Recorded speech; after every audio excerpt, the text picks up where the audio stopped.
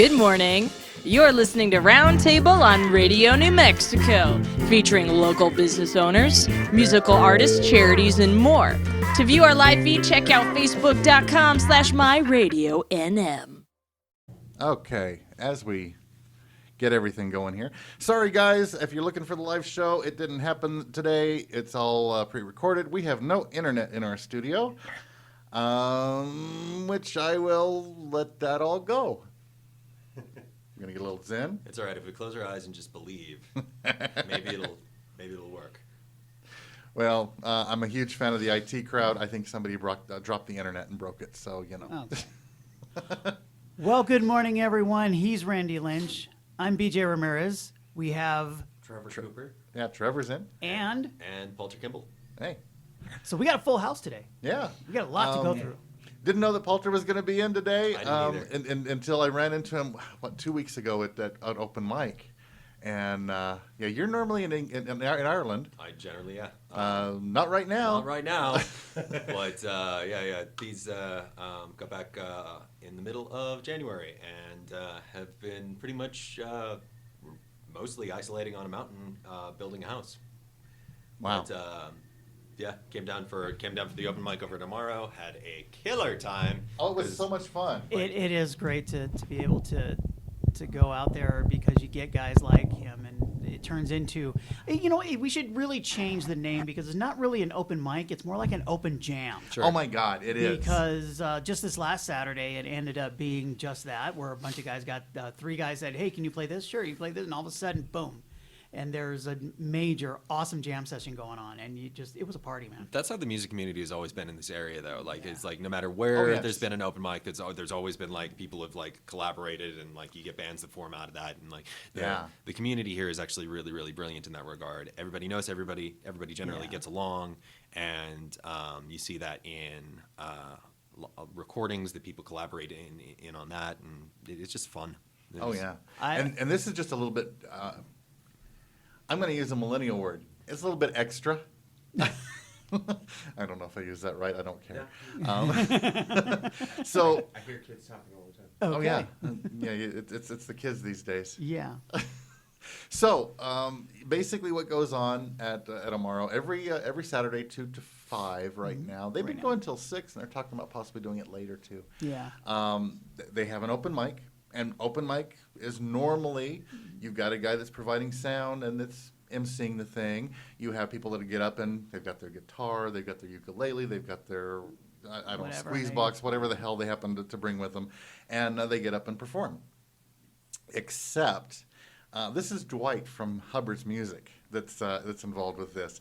So he sets up. They got a drum set. He's got his guitar set up. And you end up with basically a band on stage, and you get up and play with them a lot of times, which is kind of cool because if you don't play something that's a lead, they had a guy on 2 weeks ago got up and he was playing bass guitar. Mm-hmm. Oh, Jaffe's awesome. Jaffe comes up and he'll amazing. just start playing lead. Oh yeah. Dwight is an outstanding bass player, but he also plays guitar and he leads off.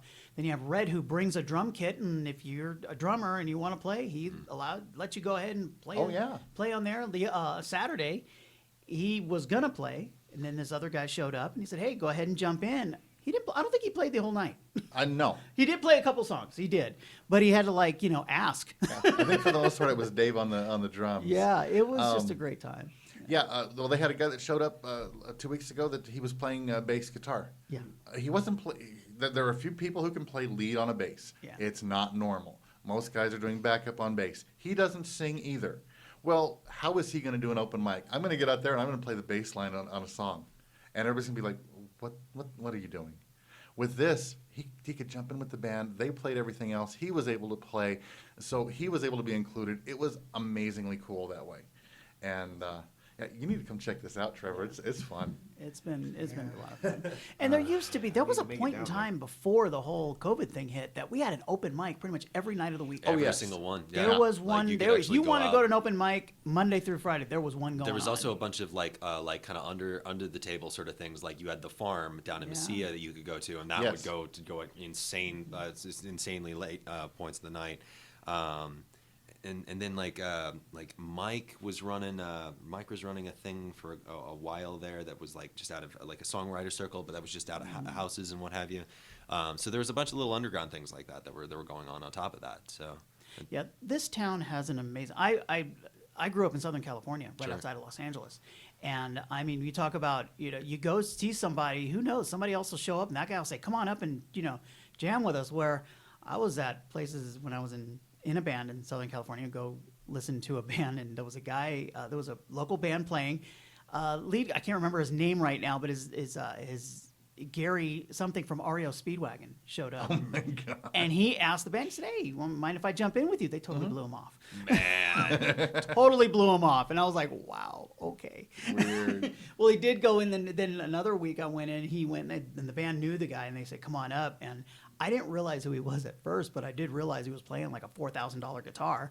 So I said, I wonder, and then they announced who he was. And I was like, wow, he looks different. But, it's not the same here. You go to see somebody, you can go somewhere, and like I think we've discussed before, you get up on a Saturday, there was a time where you can hit 3 different acts in one day easily. Oh, yeah. And still miss out on a few. definitely. It was just amazing. So it's beautiful to see that, and hopefully it's coming back. I mean, like I remember like Saturdays especially were always the big day, but like you had there was an open mic that would go on at Dick's. You had the farmers market, and you had people that were going down there. Although the farmers market is fairly well, I don't know about fairly recently, but so when I left, they were getting really, really annoying as far as their regulation for buskers. Right. But that's neither here nor there. Yeah. And then there was always some sort of like bigger show at the end of the night. El Patio always had something going on. It's a good spot for it. It's a great place to come back.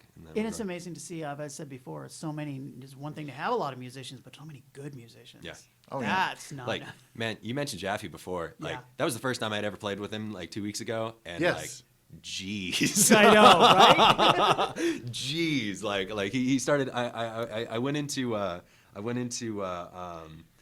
kind of a spacey kind of original thing that I was doing, and he started like doing all sorts of like volume control, like swell stuff on the guitar, and it was like, And it can I fits. keep you? To pile on to that, I played at open mic, and I was playing the song "Old Man" by Neil Young. Okay. And he said, "Mind if I said, go ahead, do whatever you want." Do whatever you want, man. And I started like adapting to him, Yes. and I played it in a way I've never played before, and I probably will never be able to do it again. Yeah. It was just so different because of the way everybody just.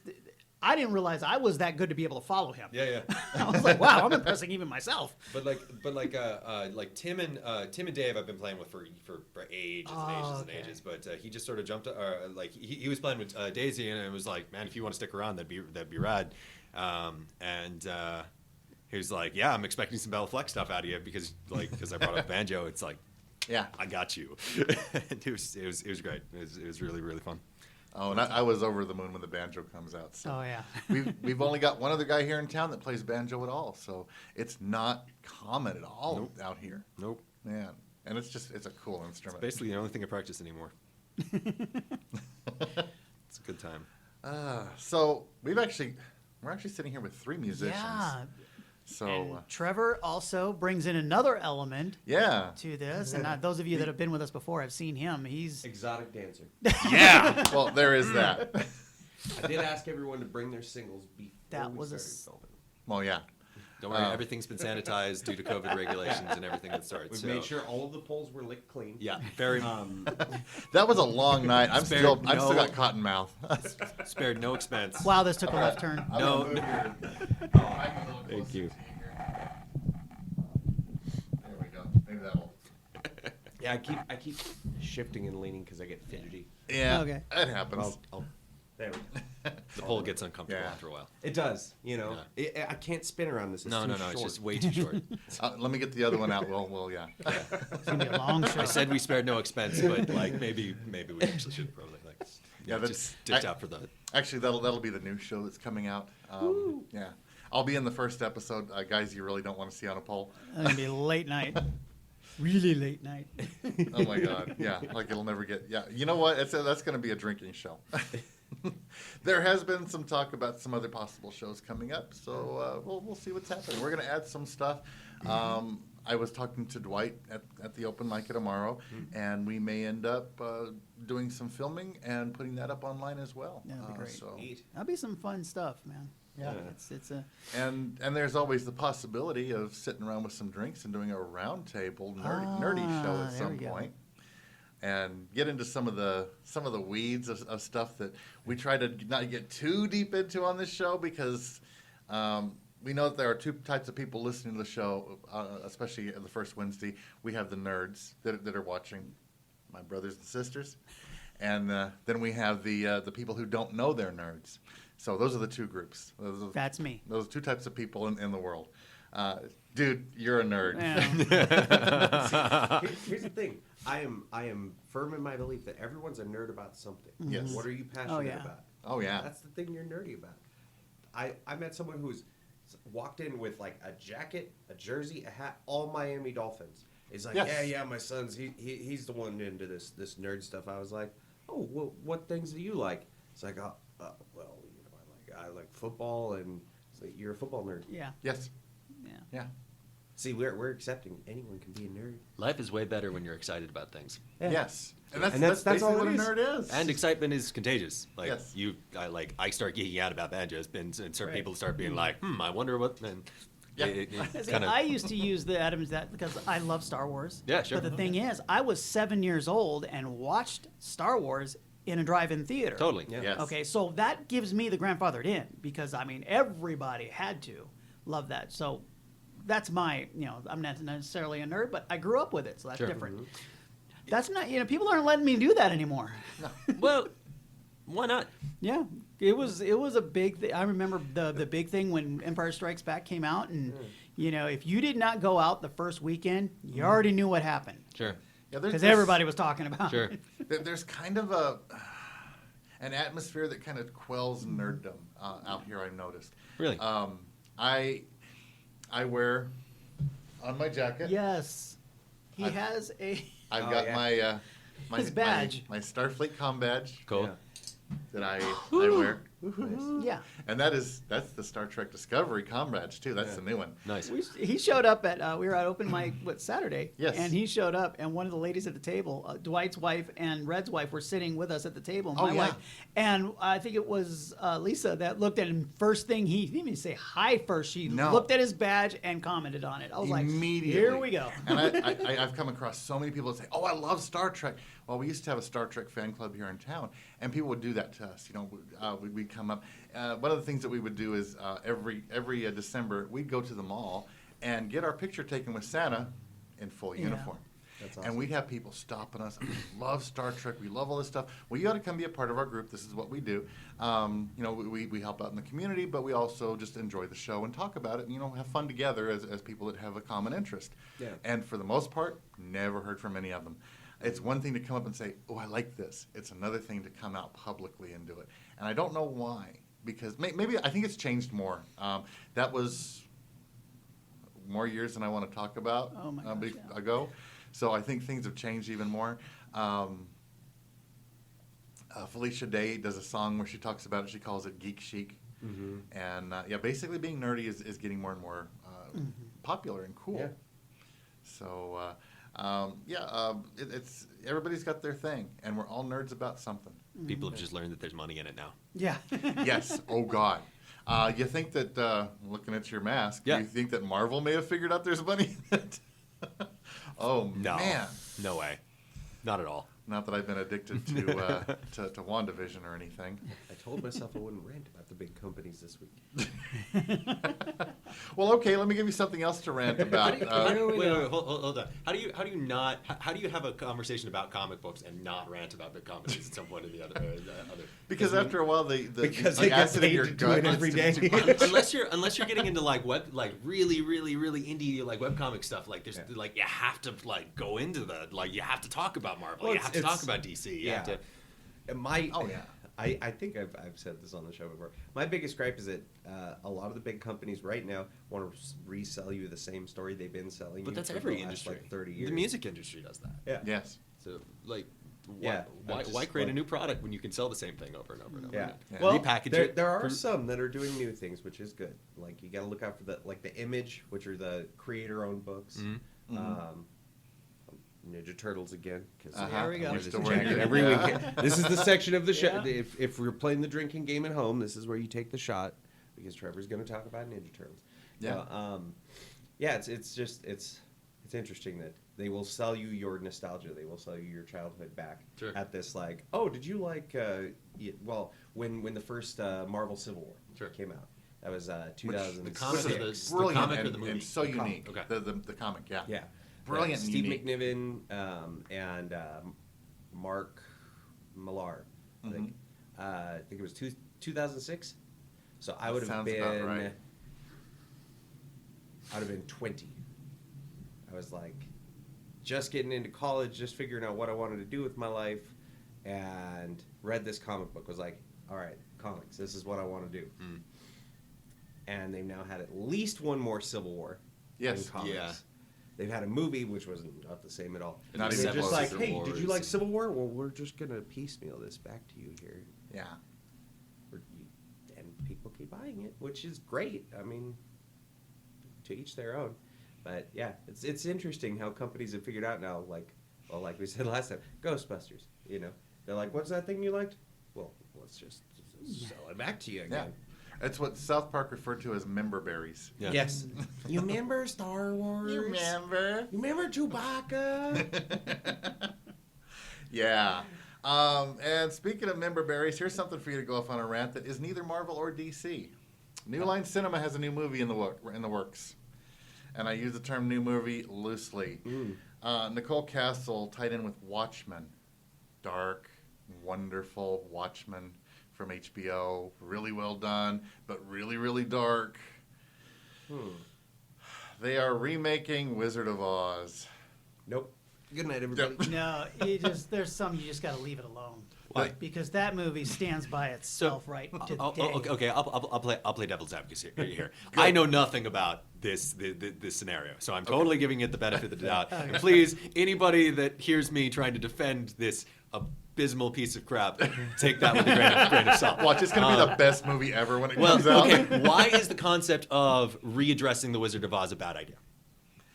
Other than the fact that it's nothing new, it's the same old thing, and it has been readdressed recently with Wicked, which is supposed to still be coming out in movie form at some point.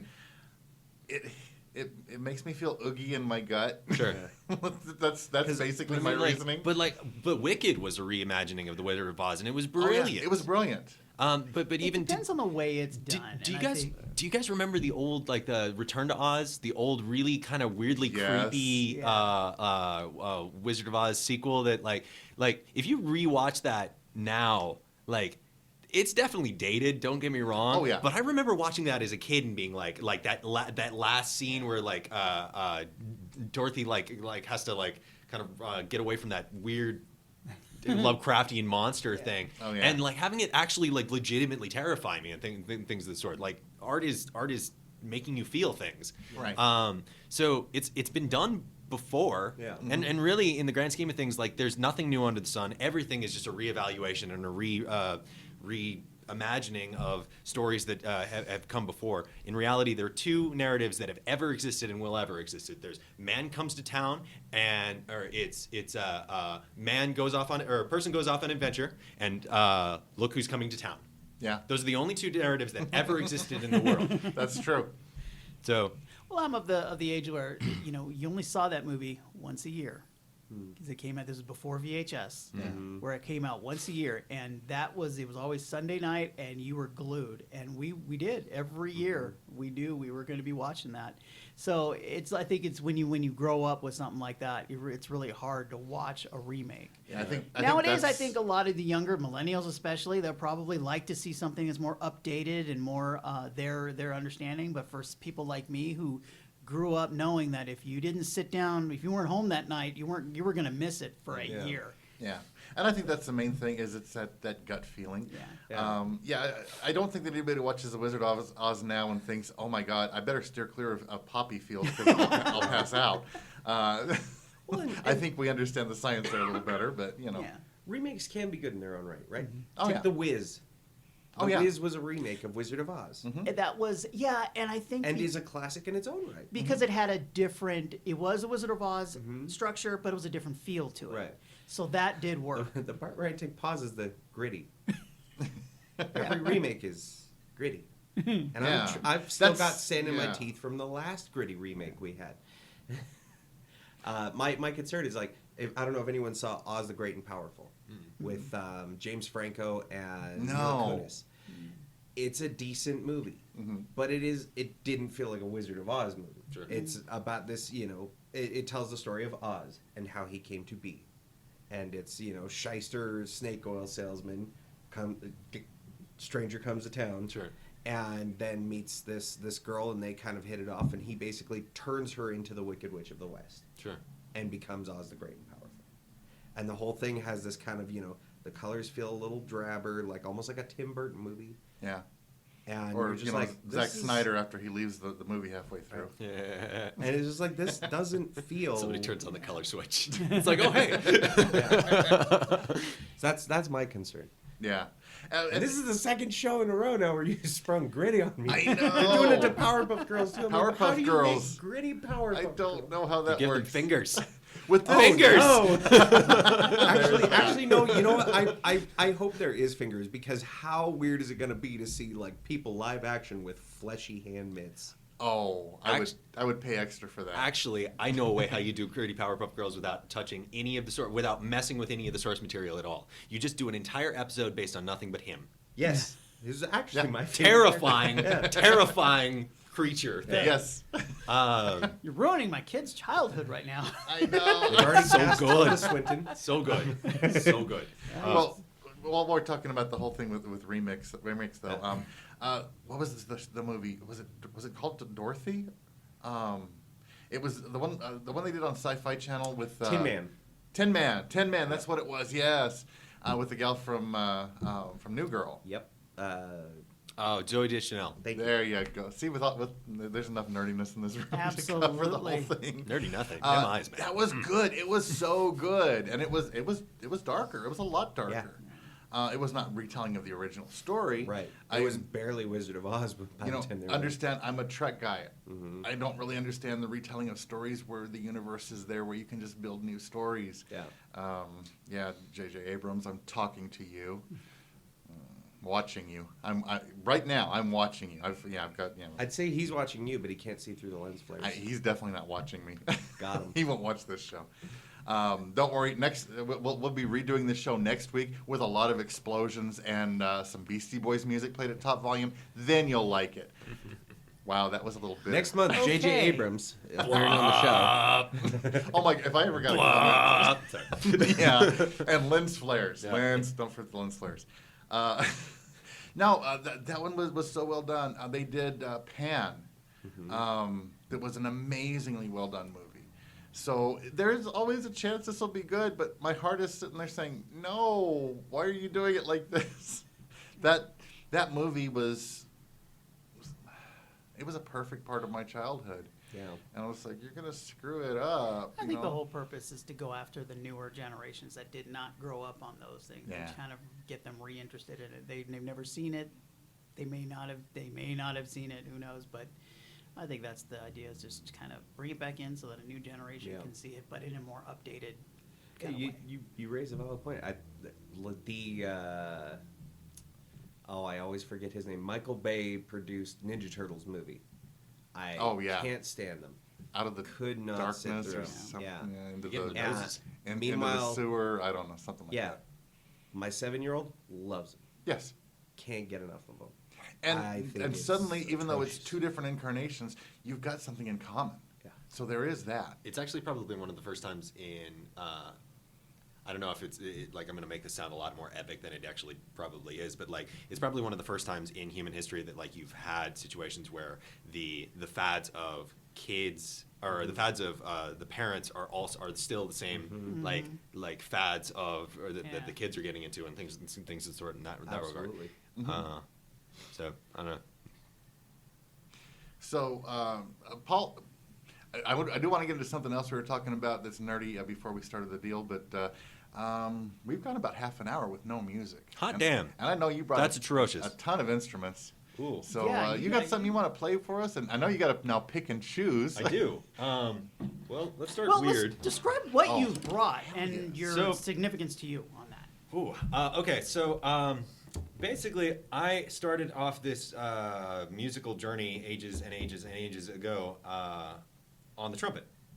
Which I did bring. I don't know if I'm necessarily planning on playing the thing today, but I might do something like small on here in a bit. You're gonna have to describe that too, Yeah, because so that this, is just something I've this never trumpet, seen. like you're gonna be able to see it in the video, but like for those of people who are just like listening in and whatnot, this thing is teeny tiny. It's little. So it's called a pocket trumpet. It is actually the same length of coil as a normal trumpet. The only difference is your bell is 3/4 scale and it's coiled smaller, but plays normally like.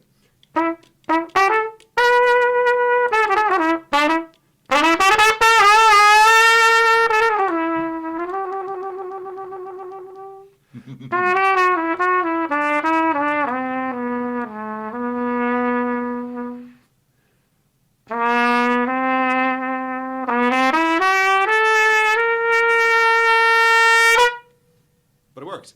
That is Yeah. absolutely. I would immediately have thought that would be like first soprano range. Nope. It's That just a is normal am- trumpet. That is amazing. So as long as the tubing is the same length, it will play the same notes and everything of the sort. The only difference is it's like trying to run a mile in a straight line versus trying to run a mile in very, very teeny tiny circles. Okay. It'll get very, very annoying after a while, and you'll lean to one side. You might like get some cramps on like one side of your body or something of the sort. You have more resistance. It's harder to play, but the ease of convenience in just carrying the dang thing is kind of brilliant, and you get the reactions that you guys just did. because we Oh, did. yeah.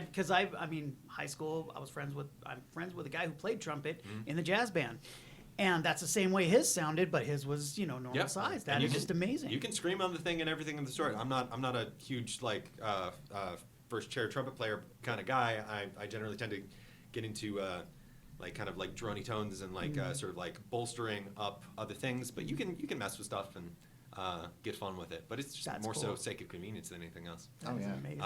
So I brought that. I brought my banjo because I am obsessed.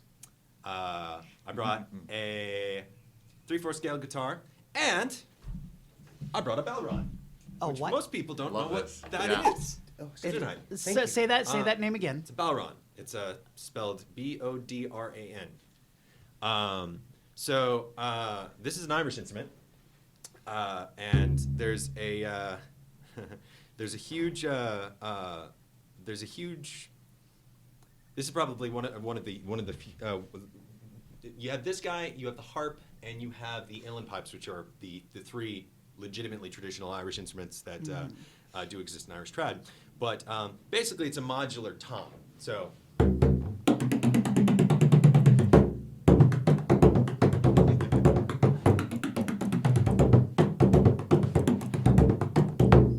So the way this is used generally is this would be used to support a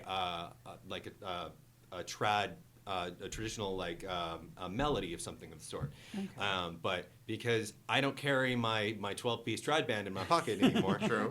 what people like myself end up doing is they end up playing this and end up backing it up with either a drone maker or their voice. So. Anybody who ever played Skyrim, this might sound something like, let's see.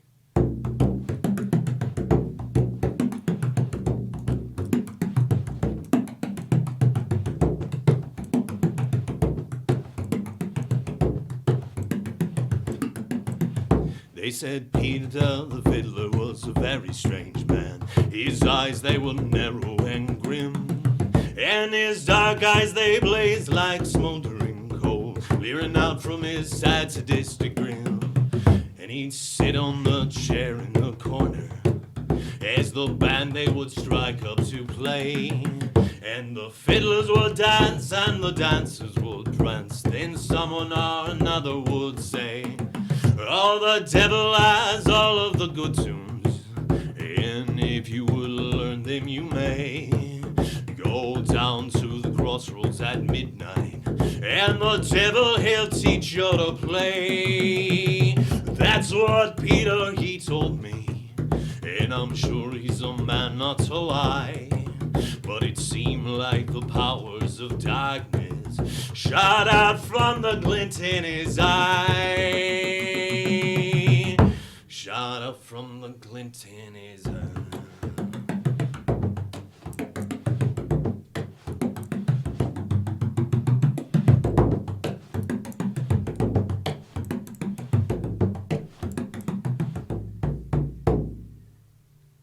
Oh, that's Dude. outstanding.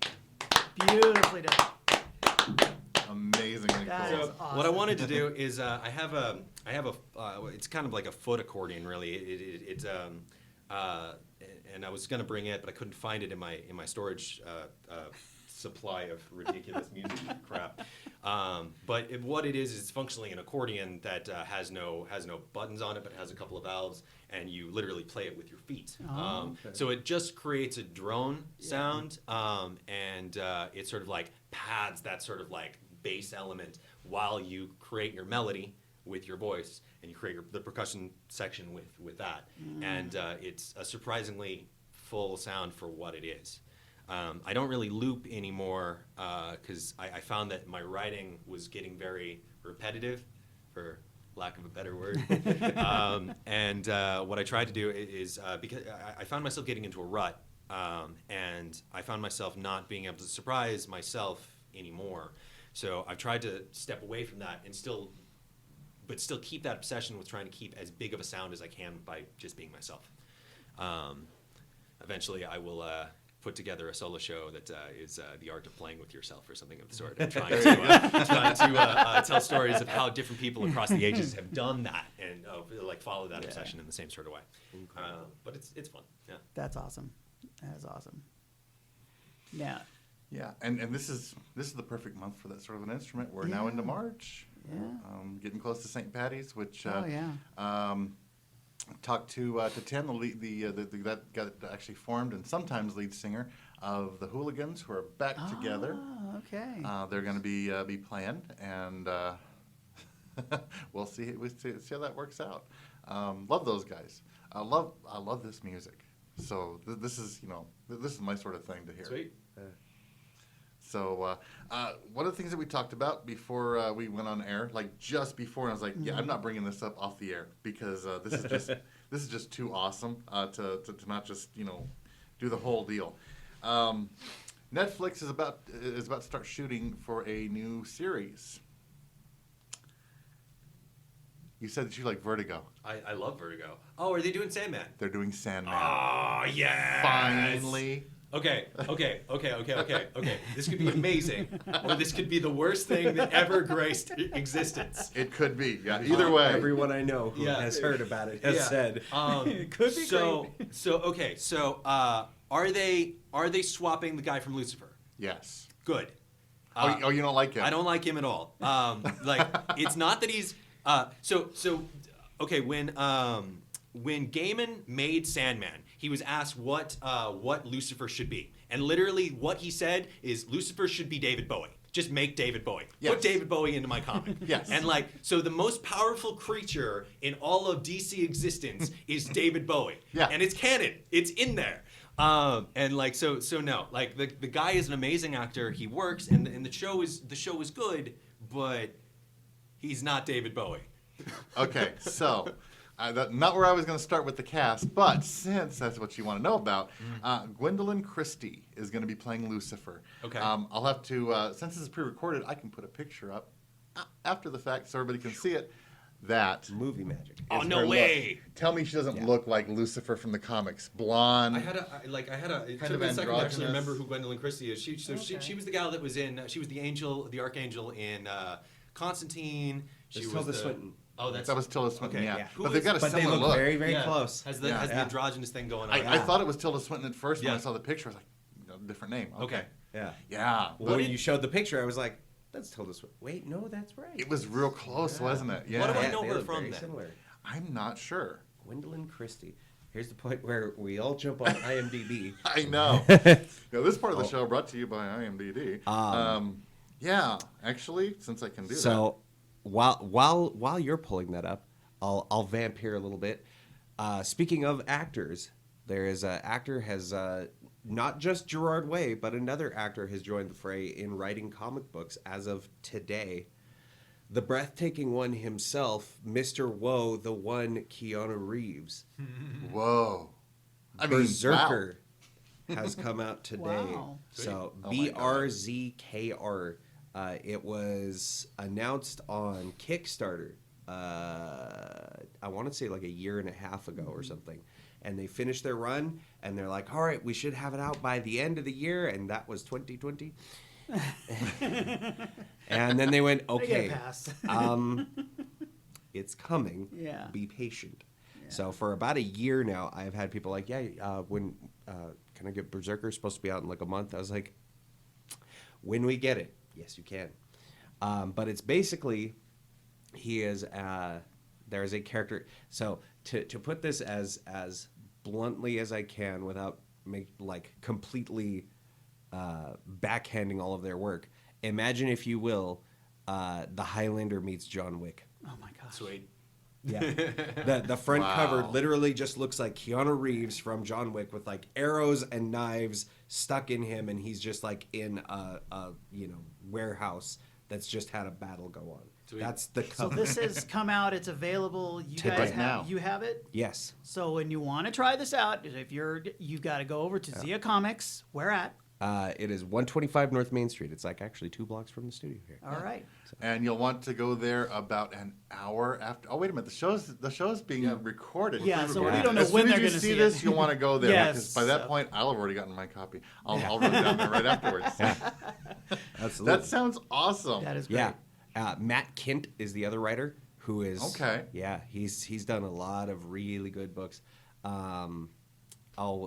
There was another one of his that just came out today, and I'm drawing a blank on the name of it. But yes, effectively, it's the guy's immortal, and he's sent on like kill team missions. So this is one you're recommending. Yes.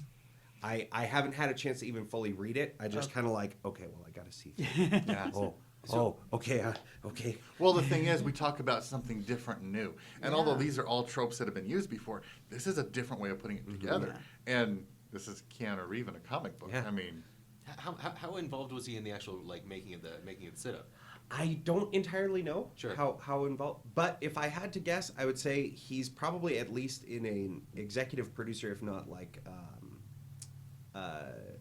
content kind of bounce So he board. where they're does like- have some kind of Yeah, involvement. I think the Well, he's- idea was his. Yeah, he's and usually it was, pretty hands-on here's, anyway. Here's the idea for this character. Here's the idea for kind of the storyline I want. Matt Kint is the one who's like, okay, well, we got to have them speak. And Keanu is a lovely actor, but he's got to say more than "whoa," and we'll see. yeah, So, and I love Keanu Reeves. Yeah. but I'm that's- not the chosen yeah. one. the worst part about John Wick is his dialogue is all, Yeah. You bet. We'll see. But like half of it is just like the amount of training he actually went Right. through that. Oh, yeah. It's just the and you're like incredible his action acting is all the physical stuff, and you're like, he's an amazing actor. And then his lines are just like, yeah, Whoa. And by the way, Keanu Reeves, know. another huge Jiu-jitsu. nerd. yeah.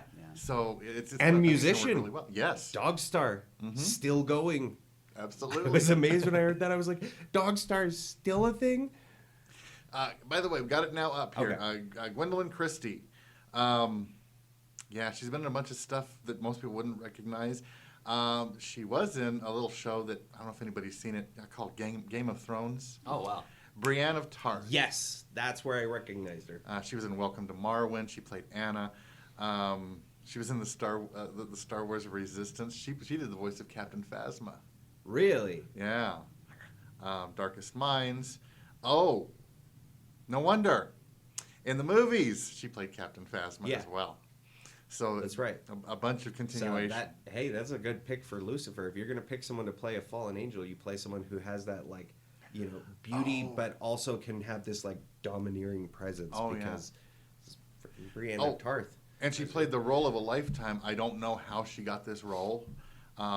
absolutely fabulous in the movie. She played Gwendolyn Christie. I'm a big fan of Fab. I forgot that. Okay, that's where I've seen her. Okay, yeah, Commander Lime and Hunger Games, Mockingjay Part 2. Yeah. Wizards versus Aliens, which I'm sure everybody watched. Who didn't? Yeah, I mean, I've got the whole thing. Also written by Keanu Reeves.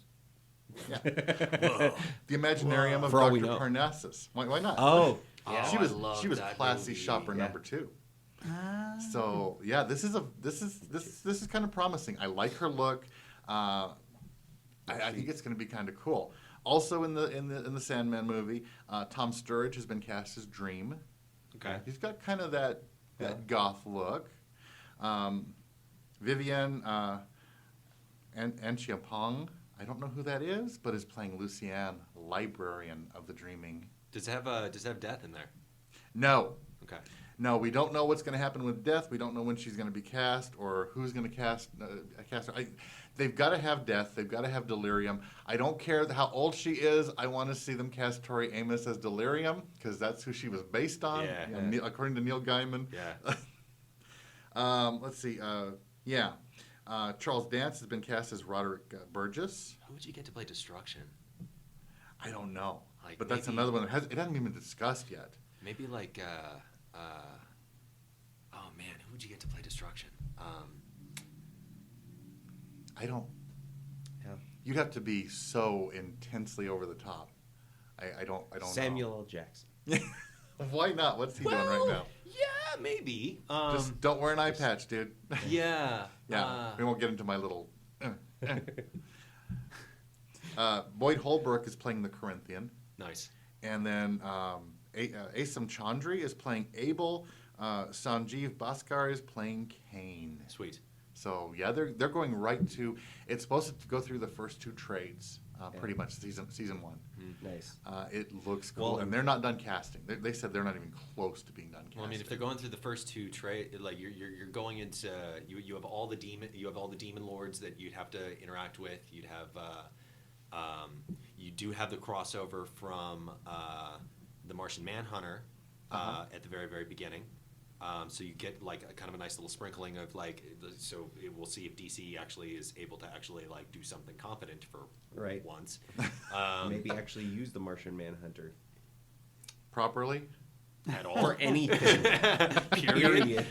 Full stop. But like, I don't know, like, is it still under the arm of DC? Like, Yes. okay, so it is still under the arm of DC. I mean, they have proven that they can do a Neil Gaiman series. We had American Yes, Gods. yeah. Yes. It's amazing. Yeah, it was good. Yeah. Other than the casting of Lucifer, which I haven't seen Lucifer We myself. had Good Omens, which was amazing. Yeah. Good Well Omens done. was really good. I was blown away. That was a story I didn't think they could ever tell, and they told Yeah. it But really well. Good Omens wasn't connected to DC at all. I Right. don't think. That's the. but it is a Gaiman. That's the hitch. Is property. that. But I don't know how much control Netflix has, and Netflix has done pretty good with the stuff they've been Yeah. putting out. Yeah, the series stuff is usually pretty decent, but like for their movie scenarios, the last real good thing they really put out was like the Nolan stuff. Mm-hmm. But I heard Aquaman was actually pretty okay. I liked it. I really did. That's So- what I've heard. But that's one of my top characters that I've always loved anyway. Yeah. True. They do Aquaman, they do Green Lantern, and they do a Mr. Terrific movie. I'm in heaven. I don't think they're doing a Mr. Terrific movie. Probably So, not. Not anytime soon. Something We're, about fair we're more play. likely to see Martian Manhunter on screen, I think. Yeah. But for those of you who are wondering what Sandman is about, it's basically think of What is it not demigods. Is a good way to describe it. Who control aspects of life. You know. Well, I mean, the Sandman himself right. is Dream. He's in control of the realm of dreams. The Sandman. It's the Sandman. Yeah. Yeah, you got all these different characters. The best one is, and by the way, they are talking about a possible spin-off movie by herself or a series of Death, also known in the first miniseries that she did as Dee Dee. That was Death: The High Cost of Living from DC Vertigo. Amazingly cool story. Cute little thing. She wears the little ankh. She's dressed all in black. Carries an umbrella, and she's always smiling. One day a year, she gets to come down to Earth and experience life. And she loves everything about people. She's deaf. She's the most upbeat person you'll ever meet, which is weird. but it works so well. Yeah. And there was an episode where she got to screw with Lex Luthor in one of the comics, which was one of my favorite comics ever because he was certain he was going to die, and she just kind of basically gives him a psych and walks off. I mean, the guy survived kryptonite cancer, which was an actual thing in the comics. Oh, yeah. Yeah. Prolonged exposure to kryptonite gave him a form of cancer. And then he basically put his head on like a mech suit there for a minute. Yes. And then he came back with a full head of hair. And dated Supergirl. Because comics. Because comics, yeah. Comics are weird, How weird man. can we make it? Yep.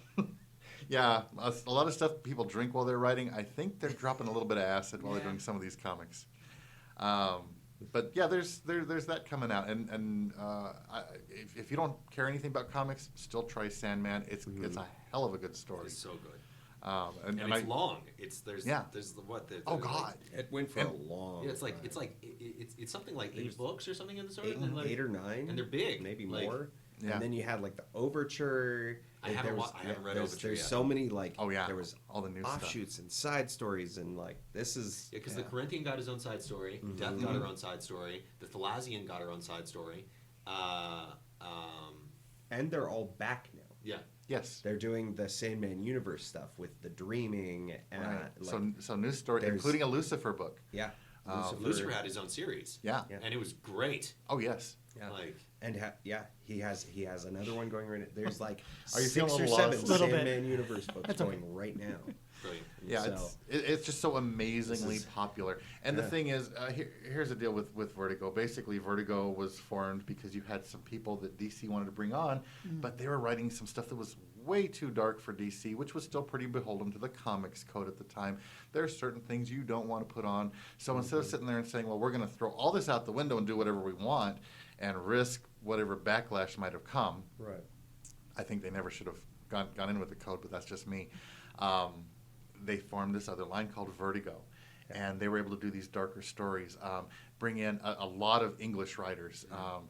That's where, they did the movie Watchmen, which Watchmen came. make through fun of the Vertigo. big swinging penis all you want. Watchmen is an amazing movie. It follows the comic like frame by frame. wow. So I think Constantine was also Vertigo.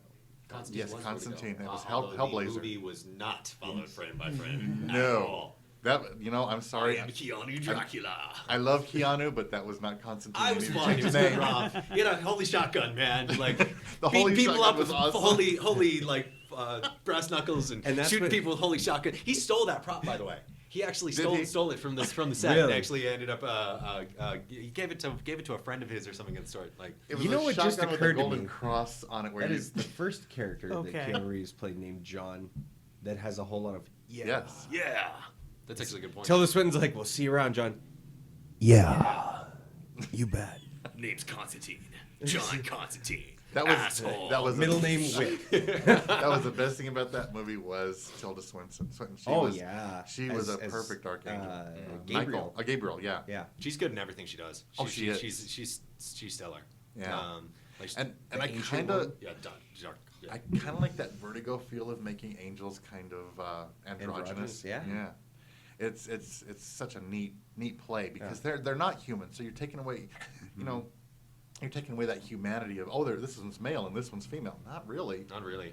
So it makes a big Yeah. difference. That's exciting for me.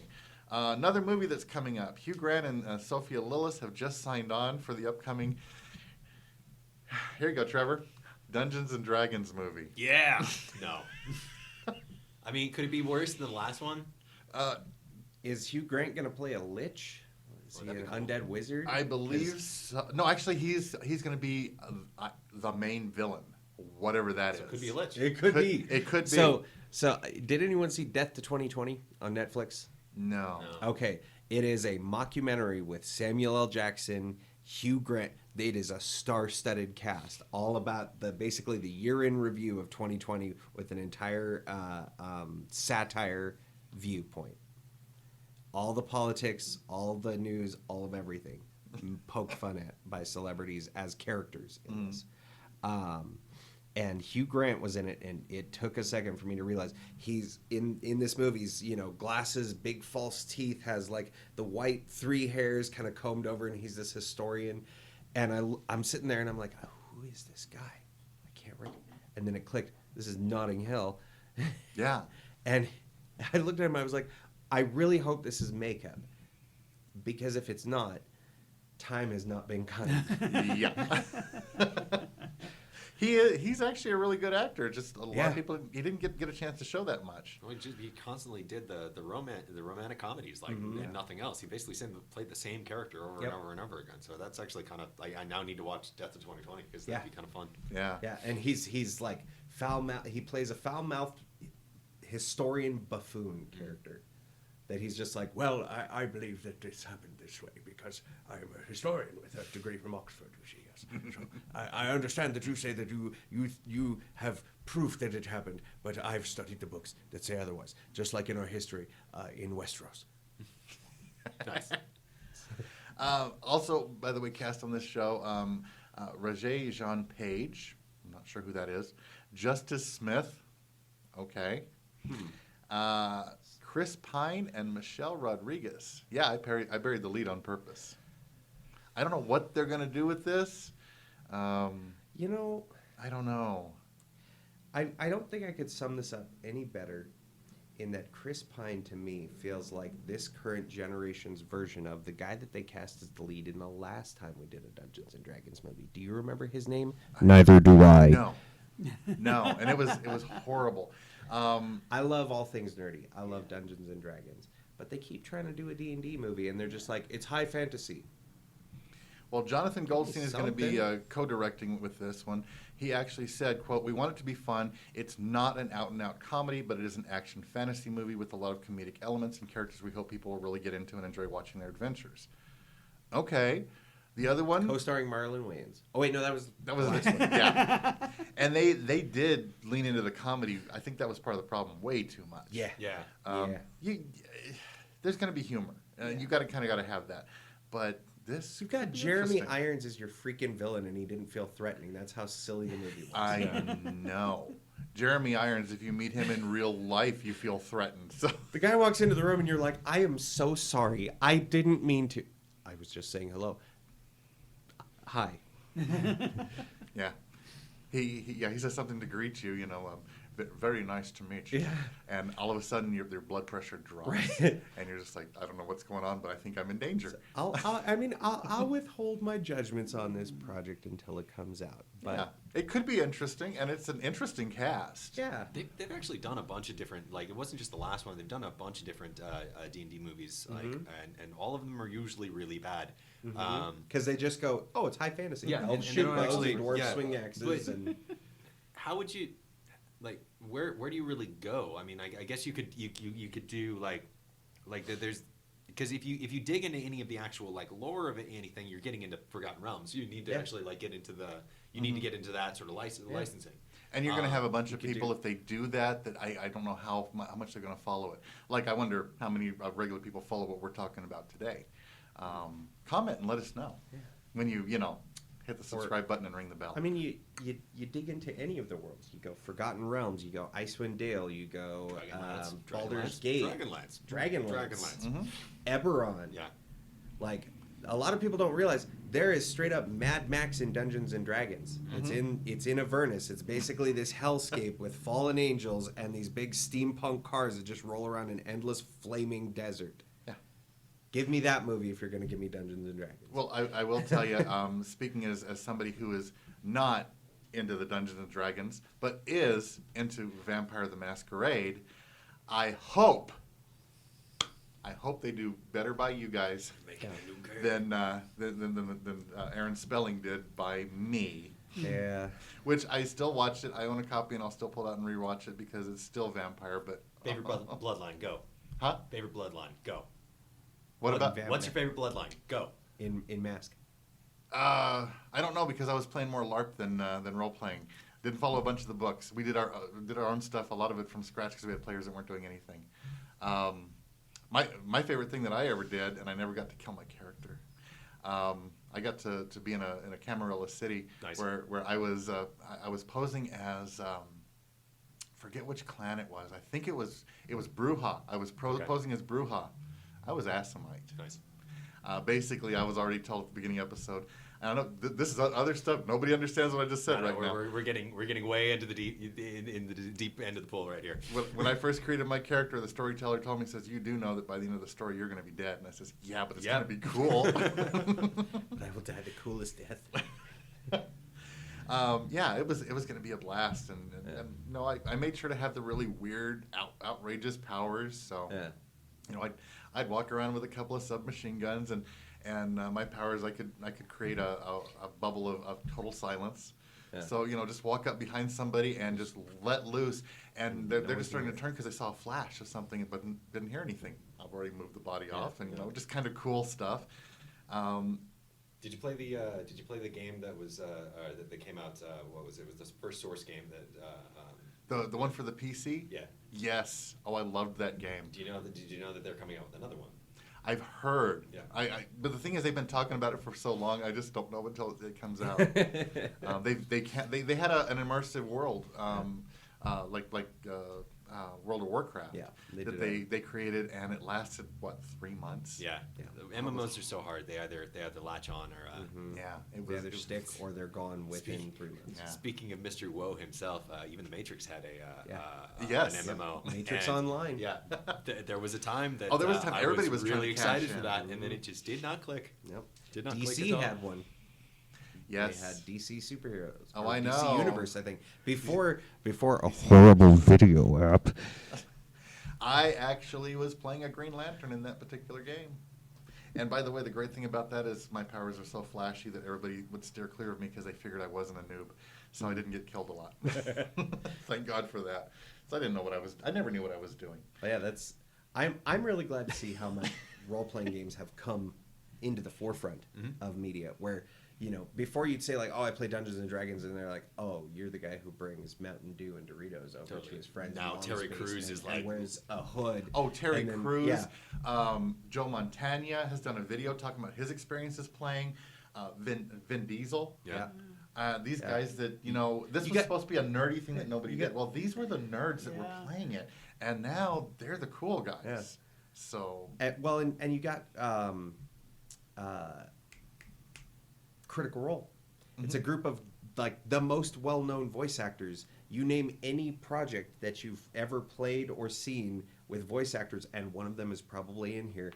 Oh, and yeah. they had a Kickstarter for like $3 million or something ridiculous to do a 30-minute animated short. Uh-huh. Oh, yeah. And they sit around and play Dungeons and Dragons on the internet every week. Well, and before they got rid of DC Universe and their videos, they did do a show with a table-topping game. Yeah.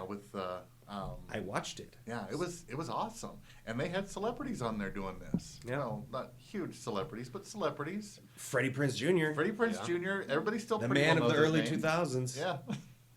Yeah, he's still all that. Yeah. That was horrible. Who was the other? Xavier Woods, the WWE wrestler? Yeah, Yeah. and yeah, he kind of was ruined an my interesting childhood with his character, yeah. Batman, but still, it Yeah. was kind of cool to see. He was that player, and anyone who's ever played an RPG knows this guy. He's the one who would loot his friends' bodies. nice. Yeah. You need some. After he stabbed them in the back. Yeah, you need some backstabbing. There is that. Yeah. I mean, well, He pushes you off a ledge, goes, oh, he fell and died. we've all probably played Munchkin here at some Yeah. point. Like, Yep. It's like totally legal to cheat so long as you don't get caught. Yeah. Definitely steal from your friends. Definitely backstab them. Makes So, the game so BJ, much how fun. far out of the loop do you feel right now on this stuff? Didn't you Yeah, bring a banjo? I did. Good segue. Yeah, great segue. Your face though right now, it's like, what? Hey, wait until the day we I actually. came well prepared to this conversation. I'm very happy. Wait till we get him sit down with a tabletop game. No. Oh, you No. don't know? Oh, come on. You'd love it. I mean, if you prefer, next time I come on the show, I can just start speaking Korean. No. Okay. Oh my God. We got Paulter Kimball now on the banjo. Yes. So, get my tumor in. Cheater. Oh.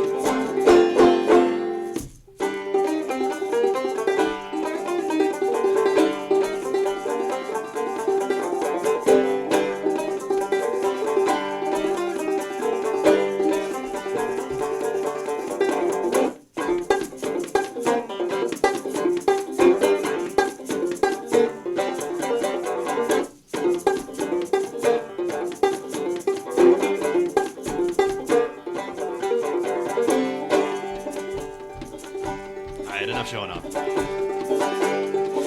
Well, Debbie Johnson battles found. She put a needle in her arm. Well, that's the way that it goes. Well, that's the way.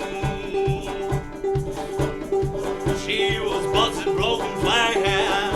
She had to sell a pussycat. Oh, that's the way that it goes. Well, that's the way. That's the way that it goes. Everybody's buying little baby clothes. That's the way at the end. Well, there was time that she and I were friends.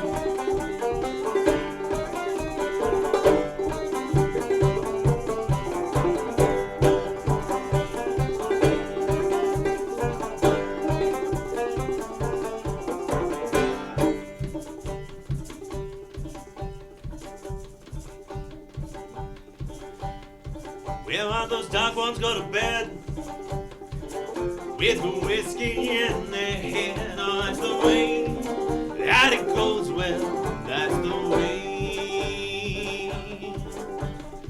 Did you miss my gentle touch? How did I hurt you all that much? Oh, that's the way that it goes. Well, that's the way. Yeah, yeah. Well, that's the way that it goes. Everybody's buying little baby clothes. That's the way that it ends. Well, there was time. She and I were friends.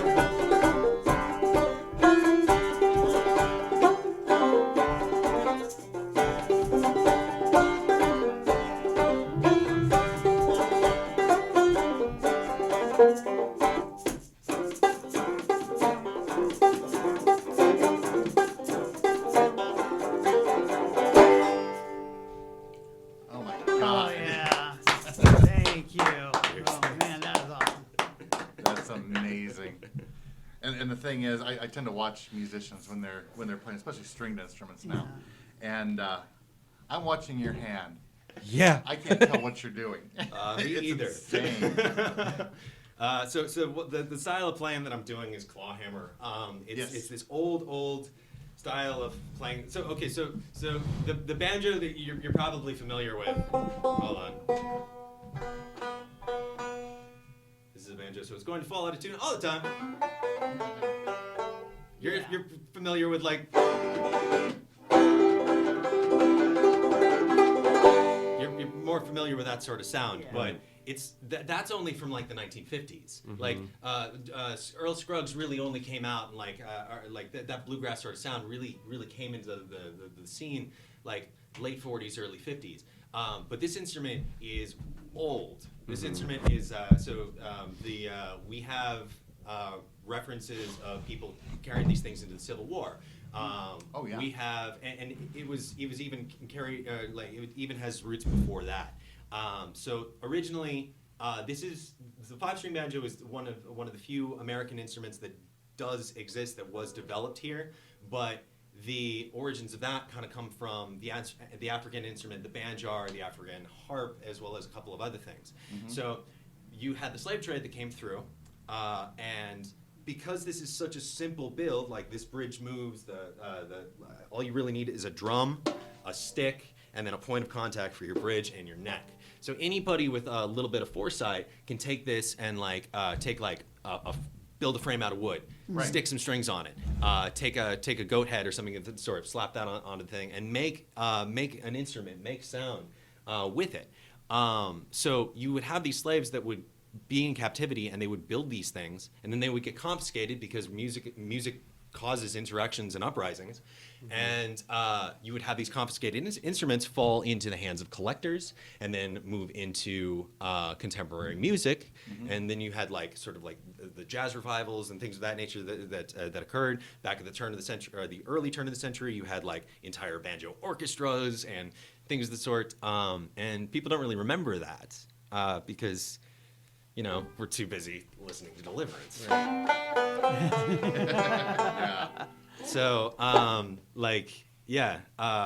do I enjoy playing that? Do I enjoy making fun of this instrument? Yeah, of course. It's silly. It's and it does have its own like sort of like paddle faster boy sort of vibe to it. Yeah. But at the same time, if you get into artists like Rihanna Giddens, Oh, or God, yes. if you get into my personal favorite Dan Walsh, or like lesser known Dan Wall, or Old Salt, or Sarah, what is her name? Sarah she did oh man, Annabelle Lee. It's like her last name is spelled Gohoz or something of the sort. I don't actually know how you actually pronounce it. Yeah, it's something odd. Brilliant people that have really sort of like changed the game for it, and while still giving it sort of like its tradition. Yeah, and so, it's kind of like a revival going on. Oh yeah. So what I try to do a lot of times is I try to take influences from the Appalachians, as well as my time spent in Ireland, and try to like throw in some of those elements. So like a lot of things of like a lot of elements of Shano singing and things of that nature. I'm embellishing like lyrics and things of that nature to try to just entertain myself while I'm in the middle here, because otherwise, what's the point? Right. But yeah, so it's fun. I geek out about that. That's my nerddom. Oh, it's awesome, man. So.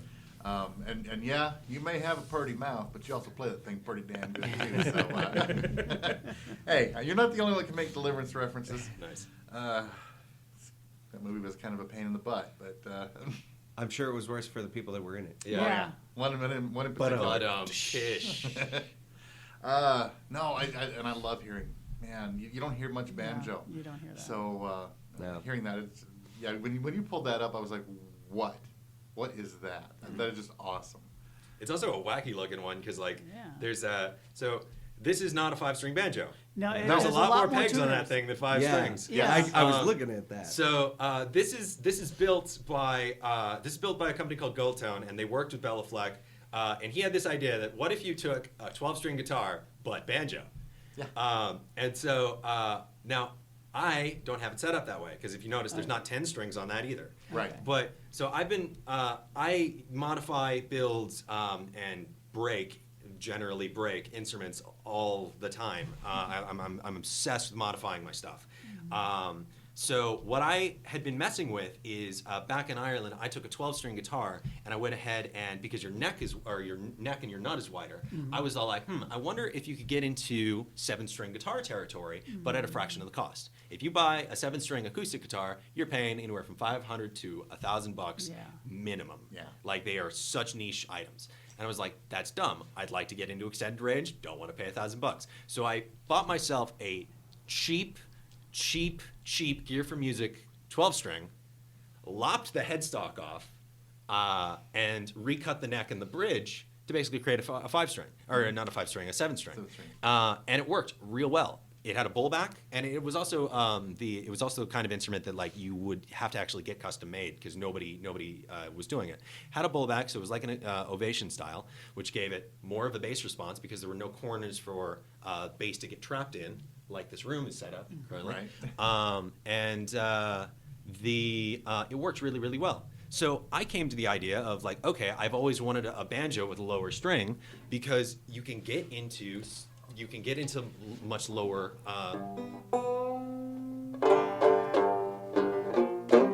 You can get into much like it fills the area a lot more. Right. Whereas in my opinion, my one problem with the 5-string is that you don't get that low end. So you need to be backing it with a band, and yet I don't find myself doing that often. I'm generally playing kind of like on my porch or in situations like this, or in situations like what I'm going to be doing tomorrow night over at Vintage Wine. So if anybody's in the area, definitely swing down. That starts from 5:30 and it goes to 8:30, and that was totally a terrible plug. No. Hey. Let's do that again. please. 5:30 to 8. Hold on. 5:30 to 8:30 at NM Vintage in downtown Mesilla. Yeah. So it's going to be me, it's going to be Daisy Blue, and it's going to be 2 other people that I have not met yet. So, Tom Foster Morris runs that, and it should be a good time. And He runs a good show. Yeah, he does. He Lots does. of He fun. does. But yeah, so my entire perspective, once again, going back to that old thought process of like, how do I get the most sound out of my time? I set this up to be a 6-string banjo, but a 6-string with the drone. I wanted to keep that drone because that's the entire element of claw hammer. That's the like that having that high note for your thumb is really, really important. Right. In addition, what you can do with this thing is I set this up to be convertible. So I can take this nut out, I can take this bridge out, and I can swap it back with its old ones and turn it back into the 10-string, or I can take those double strings off and make it just a standard 5-string. So it's supposed to be like it's 3 instruments in one, even though I generally just keep it in the configuration that it is. So that was a huge amount of geekery. I apologize for that long rant. That is interesting though, because I actually I wanted a Les Paul, and I, wasn't about to pay $750 to $3,000. Yeah, it's ridiculous. So I bought a kit. Yeah, totally. And it was a mahogany body, mahogany neck, and I built it. And I also have a Music Man Axis. I play my built Les Paul. It's probably funner because you made it. Yeah, and it was really funny because I just got an Ovation where when I got it, it was unplayable. But I was like, okay, take those shims out of the bridge and we'll shave down the nut a little bit, and we'll just because they tried to put new tuners on the back, but the mounting holes didn't line up. So I'm like, okay, it took me about an hour and I got it to playable. Yeah. So it's like you can have a lot of fun doing. I have a guitar that I bought my first internet purchase back in '94, and I went ahead and resoldered in new pickups for that myself. And I still have that guitar. Sweet. And a matter of fact, I think that's the one I'm going to be playing in 2 weeks at Amara Winery. But it's just when you're able to modify your own music, your own instrument to do what you want. I wanted a lower sound years ago in '98 when I was playing in a band, so I bought a 7-string.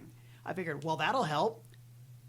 Yeah, it didn't, because they're really hard to play. They're hard, yeah. So I just, but you find ways to go about what you want to sound, and that is a perfect example of, you wanted your own sound. So that You can is also really cool. You can also take your 6-string and get a 7-string set and just do the same intervals that you're familiar with, but give yourself a fifth below. Yeah. Like that's also completely doable. Oh, I thought about doing that. So Monday I actually go out. Or I leave to Florida to go hike the entirety of the Appalachian Trail, and so I am taking a guitarlele with me, but I have it strung like this guy. So basically, it's a standard 6-string setup, but I've taken the top string off and I've exchanged it for the first string and moved everything down. Right. So that guy is tuned up, which gives you the ability to just do a standard capo wherever you want, as opposed to what you have to do here, where you have to get really janky with like capo spikes and stuff of the sort. And it works. It does the job. And it's also really tiny and fairly light, and every ounce counts in that realm. Yes, especially the way that you do, because you carry everything with you. Yeah, but that's 2,200 miles on foot. Yeah, well, So- with the military background, it's like Actually, surprisingly less useful than you think. really. Yeah. So everything in the take a wild guess how much the military sleep system weighs. The modular military sleep system. I think it's around 90 pounds. It is 9 pounds. No, hello. Yeah. So so you have 3 bags. You have a bivvy. You have 2 sleeping bags, and then you have the actual stuff sack. It is 9 pounds. Oh, okay. That is insane. My current quilt, my current sleeping bag quilt, is rated to a better temperature rating than that full-on sleep system. It weighs 1 pound. So the question that I'm really asking, and I would really like to know if there's any sort of like military high mug that would like to answer this, is why are we outfitting out our soldiers with things that are actively hurting them? Yeah. Well, we can be here all day with that. Could. Yeah. But that is a question that I would really like to know. If somebody 9 could pounds go ahead. versus 1. Yeah. Yeah. Because you want to talk to any veteran that's out there, they have a messed up back, they have messed up something because of the crap that they were carrying. Yeah. And it's ridiculous because the capabilities that I have with my current setup is dramatically more at a fraction of the weight. And I was a supply sergeant, fraction of the cost as well. A lot of people are getting a lot of money for that crap, and it's not really good gear. Oh yeah. So that was my tirade. I'm slightly bitter and biased. Well, the thing is, you've got the experience to speak to that because this is what you do. Yeah. So, it's all about what you can carry and how you can carry it. And making sure you're still surviving in the process. Yeah, and thriving. Like you can do all these things and like still, enjoy the process. Like the entirety of the Appalachian Trail is a gorgeous natural monument, and it's also just a testament to sort of like human just persistence and just decency. If you ever honestly want to go down a really really cool rabbit hole, like look into some of the people's video vlogs and things of that nature of like walking that, because it's really surprising what people have like what you can go through. So when you're talking about walking the Appalachian, how long is this going to be? How long is it going to take you? 6 months to walk across the Appalachian Trail. I'm walking across America. Oh wow. That's incredible. That's a lot. I'm thinking an hour or two, No. maybe a day. I'm walking across America. Wow. So I'm going to be gone for the rest of the year. That but hey, is amazing. what else is going on this year? Exactly. Yeah. If you're gonna You do will be it, the most socially distanced person. Oh, yeah. Yeah. It's gonna be great. So there's actually going to be a load of people on the trail and things of that Okay. nature, and there's definitely going to be some it's going to be a bit of a different scenario. You do have shelters and things of that nature that we actually won't be able to partake in because of that scenario. We won't be able to do things like hitchhike and things of the sort because of that scenario. So it's going to be much more. It's going to be a much more kind of like isolated buzz than how it normally would be. And the main questions that people ask is like, well, what do you eat? You're not gonna like. It's like, do you take a gun? Are you hunting on this? No. You're through a town every like 3 days. You're not as isolated as you think. And when you compare it to like the PCT or the Continental Divide Trail, it's much more social than especially the Divide Trail. The Divide Trail is actually super dangerous.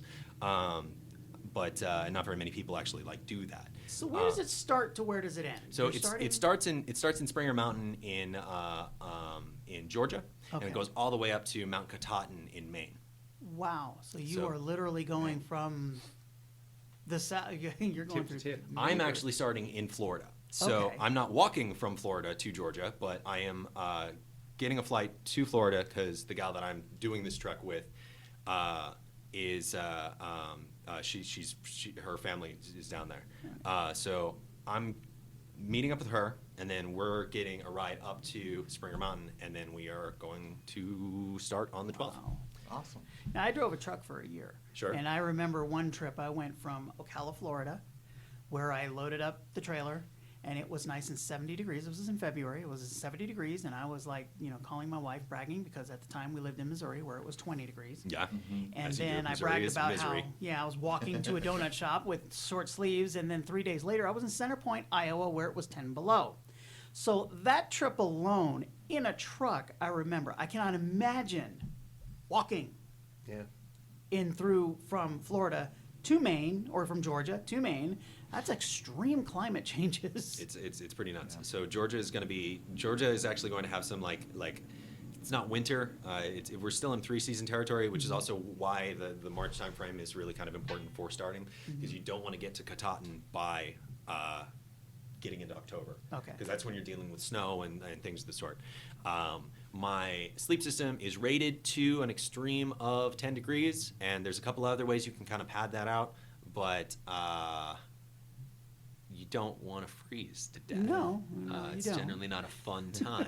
You That don't want can to end- test that assumption. No. Yeah. Right. Comfort, it goes a long way. But when you are dealing with those elements, like learning how to layer appropriately really comes into play. But yeah, surprisingly, lessons from the military. Some of them do transfer over. Most of them do not. Wow. I've had to unlearn a lot of crap over the last couple months.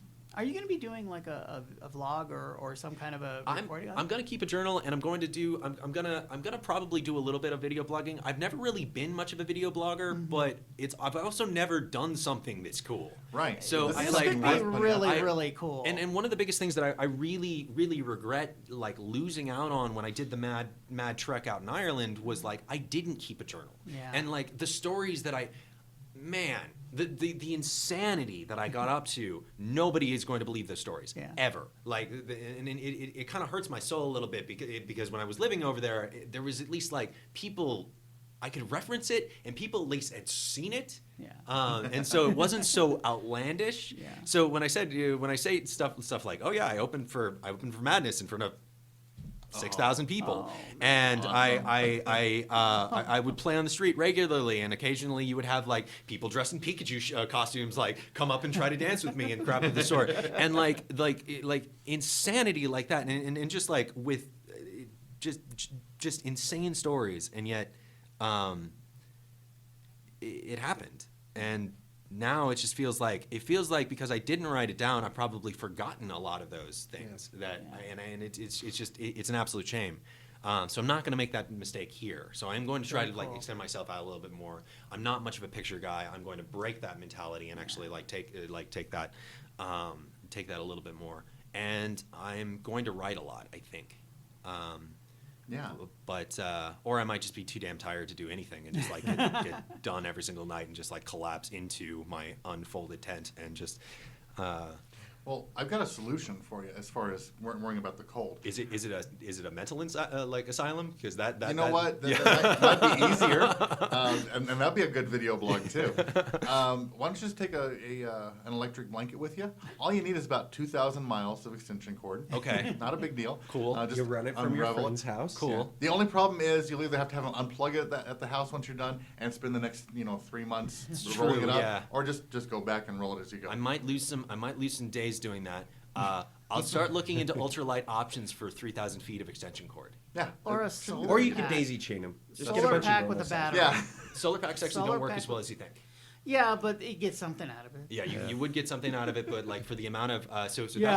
that's actually a gear preference that people try Yeah. on the trail a lot and Right. find that they're not actually as efficient as they make them out to be. Yeah. It sounds really good.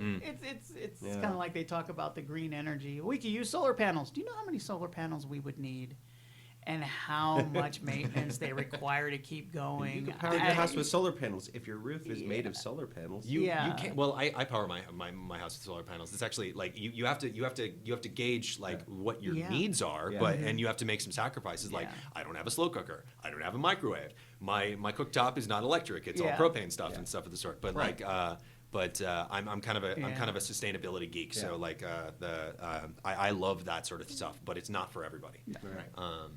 But Maybe one Well, day. this will be it'd be neat if you do continue to keep a journal and post it. Let us know so Oh, we yeah. can. I'm sure we would have people that would love to just check in with you once in a while. Cool, to yeah. see- We'll start tagging Wow, that yeah. stuff. cool, yeah. That would be great. I need to get, because I'm not much of a social media guy generally as much, because it really, especially lately, I just find it depressing more so it than is. anything else. Yeah. But I need to, even if it's just me, just like in a small circle or something of the sort, I need to kind of break that mentality and be a lot more like, just keep logs of all this stuff, That'd be because cool. I'm gonna forget it one day, and it's gonna be a shame. I mean, just being for me, being in a truck and driving across, I went as far all the way to Rhode Island, down to and then far west as Arlington, Texas, and I was based out of St. Louis, Missouri, and I saw all the states, and it was just amazing to see this country has some majorly beautiful areas that I remember driving across Pennsylvania in fall, and I'll tell you that was an amazing drive. Then I drove across South Dakota. South Dakota, at any time. And you know those revolving pictures they used to use in the Western movies? Yeah. That's what it felt like. Yeah. All the way across the state. I saw 5 miles and I saw the whole state. But then you got other places that are just absolutely incredible to drive through. And so to be able to walk and really experience the atmosphere, I think it's going to be really, really interesting. I personally believe that driving across Kansas, like, permanently and for the worse, alters your brain chemistry. 'Cause it's just flat forever. It's flat. It's just, because I did drive through Kansas many times and it was like, It's, oh gosh. it's kind of like the middle of Texas. You kind of want to shoot yourself. It's after so a while. boring. They don't even name their towns. It's just numbers along the way. It's just, oh God. I lived in northeastern Montana. Yeah. I can follow you now. I just sent you a friend request on Awesome. Facebook.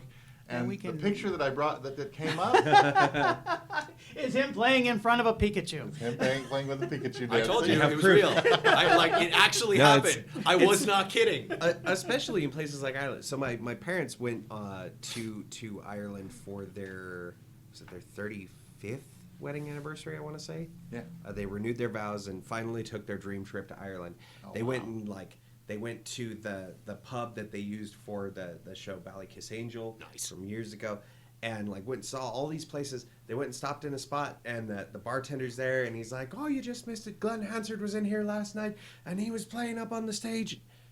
Glenn Hansard from the Swell season did the movie once, won an Oscar, stopped in to the pub for a drink, and just like took out his guitar, started playing, Just cause. As you do. Because he was there. Like this is the kind of shenanigans that people. But the coolest thing is it's so small. Yeah. Like, and you get this like it's the being back in America. Like Americans have this sort of like kind of like idolatry of the Emerald Isle. Yes. And I understand why, because like and there's a lot of reasons for it. A lot of it comes in media. A lot of it comes in that, like, so much of American culture is kind of like homogenized, and so as a result of that, we bind ourselves to a cultural identity of the things that we came before, or that came before us. Right. And that brings people a lot of joy and solace and things of the sort. But we experience culture on such a huge scale. Like America is massive, and so if you talk to a European, they think it's like, oh hey, Paul, I got a friend of mine flying into Phoenix tomorrow. Can you pick them up from the airport? I was like, well, Phoenix is 6 Irelands away from me, I think. No, I won't. Well, you get that here too, because I knew somebody said, "Oh, I told him my dad lives in Texas. Oh, I have a friend that lives in Texas." Okay, it's a really big. It's state. huge. Yeah. So, But Ireland is 4 million people. It is also very tiny. You can fit Ireland like something like 4 times in New Mexico. So as a result of that, the things that you do actually hold weight. And like you kind of like the longer you stay there, the more you just have these like serendipitous moments where you just run into people that you would never expect to, and then you just like keep these sort of like internal local like legends and things of that nature, and like their love of music and their love of storytelling and their love of just like the crack. Like crack is a word spelled CRAIC. It's not like crack like the drug. Okay. No, it's much older. And what it means is it's basically like it's this brilliant word that basically just means that like what's the buzz? What is the thing that is fun at this moment? So you get people that ask the question like what's the crack and things of that nature. And from an American perspective, like I actually have to now watch that because that's fallen into my vocabulary. And people if look I at say you it, funny. if people do look at me funny in this regard, but like. That was where the magic was. It wasn't in the 9,000-year-old portal tombs or the Book of Kellis or any other element. The magic in that nation is in its people, because they are so brilliant, and they were so good to my headspace at a very influential time that I really, really needed it. And I swear to God, if I had not gone there, being here during COVID time, I would not nearly be as hopeful. I would not nearly be as optimistic. And I really value and appreciate every single person that influenced me and interacted with me over there, because it completely changed my life. wonderful. That's great. You know, speaking of, sorry, No worries. I didn't want to interrupt or anything, but you said something that piqued my interest. There was one other thing that I wanted to bring onto the show today. You were speaking about cultural heritage and you know, kind of back to the roots, how we tend to focus on kind of where our history came from. There is a new comic book creator named Peach Momoko, and she is getting a lot of traction because she does basically watercolor, like traditional Japanese paintings, like, you know, the wave off of Nagasaki, was it? I can't remember the exact title, but the old, you know, looks like a scroll that you'd find in a museum. Right. She's doing this, but for superheroes. Sweet. And Ooh. yes, and she's been doing all of these variant covers, and she literally was like the hot name, where it's, we have a book, we want a variant cover that we want to make highly desirable. Well, let's get Peach Momoko to do it, which is funny because the little bit of Japanese that I speak, Momo is Japanese for peach. Okay. Her name is Peach Momoko. Peach. Yeah. She does these brilliant watercolors, and she has a book coming out again today, which is on the shelf. At Zia Comics yes. on Main. Yeah. Don't forget that part. and it's Demon Days X-Men. It's a 5-issue prestige format, and it's imagine, if you will, the X-Men, right? We've all seen the movies. You take Psylocke, the Japanese ninja assassin, you put her in an old kimono with like the bands and a sword in feudal Japan, fighting a yokai demon that is black with a long red tongue and sharp fangs, venom. You have a large red angry yokai beast that they call Hokumaru. She's reimagined the Marvel Universe in ancient Japanese style and has the artwork to back it up. And this is the stuff that she grew up reading, all of the old fairy tales and stuff that were passed on from her parents and her grandparents. And she's like, I'm going to put this in comic books. I'm a Marvel expatriate, and I kind of want this now. I will be honest with you. I am one of those people that I'm like, you know what? I'll buy a book, I'll read it, and I'll enjoy it. It's so good. I'm like, I might need two. It's the one. I very rarely will make that like I need one for me and one to just like hear, right? Read this. Yeah. Because and this is the first book that she's done the writing and the covers and all the interior art. So the entire thing is her. Just looks like this classic painting that belongs in a museum. Brilliant. It's absolutely wonderful. Well, I do want to get to what's going on with the bands and performers this weekend. Mm-hmm. But since you brought that up, I do have there's another Netflix show coming. Since we're talking about all things Japanese, animated Netflix show coming. The Usagi Chronicles. Usagi Yojimbo, the samurai rabbit. So, okay, no lie. I'm so as the for kids it. say, no cap. I love Usagi Yojimbo. I've been a fan of Stan Sakai's forever. He's been doing this for 35 years. Yes. He's now in IDW, home of the Ninja Turtles, and is good friends with Kevin Eastman, who's a wonderful person, has had crossovers with the Ninja Turtles, has a current series that Peach Momoko is doing covers on. Oh. And that is probably the best news I've heard all day. Isn't that awesome? This is like... I've wanted this for years and years and years. Yeah. And Stan, kind of an interesting background. I like this. They put a little, Nerd News today put a little bit about him. Yeah. Born in Kyoto, Japan, grew up in Hawaii. He started out lettering for Sergio Aragonés, Gru the Wanderer. Amazingly funny, stupid book, and I love it. I worked with Stan Lee lettering the Spider-Man Sunday newspaper strip for 25 years. Created Usagi Yojimbo in 1984, and now spans more than 34 volumes of graphic novels. He's actually older than the Ninja Turtles. Yes. Published in 16 languages. He's won 6 Eisner Awards, 2 Harvey Awards, Best Cartoonist, Japanese American National Museum's Cultural Ambassador Award, Parents' Choice Award, American Library Association Award. This guy is no joke, and he is directly involved in the creation of this animated series. Yes. Sweet. So, yeah, I'm kind of psyched about the idea of this. Awesome. He has been writing and drawing it. It's another one of these silly ideas, like, a bunch of turtles that are, ninjas, but it's so much deeper than that. It's so good. You have your wandering samurai. It's a story that everyone. A couple years ago they did the game Ghost of Tsushima on PlayStation. Everyone loved it, and it's this masterless samurai going on getting vengeance for his clan. Usagi Yojimbo was basically the same thing. Had no master, wandered around doing good. It was very much your Akira Kurosawa film. Very much so. Exactly. Except instead of a top knot, it's his lop ears. Of actually the same. And they are tied up. Yeah. Yeah. It's very, very cool. Very weird, very cool. I know it's a little bit out of your element, but Absolutely, you but would it sounds love Usagi. You would It love sounds him. interesting. Yeah, and it's as you said, Yojimbo. Same. Yeah. Like, of the same name. The same film, and Usagi being Japanese for rabbit. Yeah. So it's literally just like I like Akira Kurosawa. I like samurai. I think this is. Let's make this fun and artistic. Yeah. Yeah.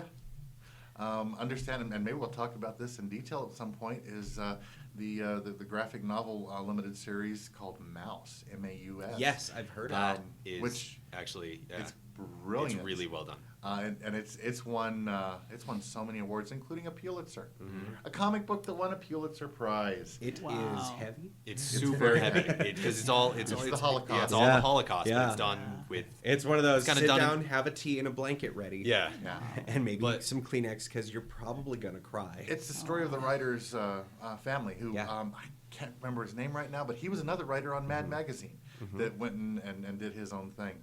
And the Jews are the mice, Nazis are the cats, and I forget who the dog. There were dogs in it. I Yeah. forget who they were. It's been a long time. Imagine, if you will, Schindler's List and An American Tale Yeah. made a comic book. Wow. And you're just like, oh, my Yeah, if you goodness. got the feeling that comics are funny books, Yeah. this ain't it. Yeah. It's so good, but it's very heavy. Yeah. And it just shows there's different levels of this sort of nerddom that are out there. Amazing stories. So and Usagi's very similar to that. It's not what you would expect. 'Cause Yeah, you're like, it's not always happy. Yeah. And he doesn't always win. It's kind of cutesy looking when you Yeah. see like the cover art, and then you realize this is not cutesy. This is a good story. It's interesting. I didn't realize he had done the lettering for Sergio. Yeah. Because you can tell in his art style, it's it has a lot more of this kind of just seems like a Sunday comic strip type artwork, which that's that's what he where did. his history has been. As you do. Yeah. So I thought that was kind of an interesting. I wanted to point that out there That's because amazing. I read that last night and I was like, oh my God, I've got to talk about this on the show because this is just Yeah. awesome. They're doing so much that's outside of the box because how many times can you do the Avengers? How many times can you do a few more times Justice League? They're about to do Justice League right. It's coming soon. Squeeze a little bit more. But No, that horse just moved. Beat it again. but how much can you do those big names when there's all this other stuff out there that hasn't been touched? Yeah. And it's just screaming for it. And when you get the producers and the creators involved in it, Yeah. some of my favorite animated series that they've ever done was The Tick. And they had the writer for The Tick, Ben Edlund, was involved in writing the show. Yeah. So it was the same humor. It's like it was continuing the comics. It was so good. So silly and over the top stupid, and I love Yep. that. Let me talk about some of the people that are coming this week to play. We already talked about you playing with the Tom Foster Morris group out there. Daisy Blue as well. It's going to be awesome. Yeah. At? Vintage Wines. That's Vintage tomorrow at 5:30 to 8:30. Chris Baker is also playing. Crap. Where is he playing? He's playing somewhere. He's playing all over the place. He's playing tomorrow at Al 6. Fresco. Yes. Yeah. 6 o'clock, Al Fresco. That's Amador Patio Bar Grill. Yeah. So if you don't come catch me and Daisy, do catch Chris because both will be rad. Oh, yeah. Saturday at 6 p.m. at La Posta. Dave Olguin is going to be playing out there. Posta's Dave doing Olguin music. is the That's cool. other banjo player here in town. Nice. Doesn't play it very often. I don't think he'll be pulling it out to play, but I love it when he pulls his banjo. What day is that?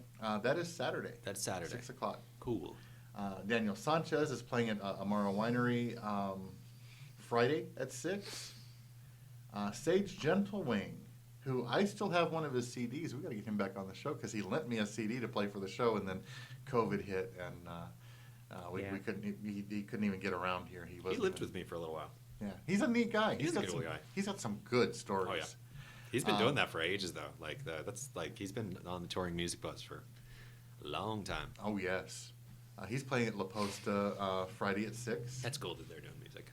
CW Aeon is playing at Amaro on Sunday at 2. He's probably my favorite musician in the area, to be perfectly Yeah, honest. he's definitely an area favorite. Yeah. Very cool. Let's see.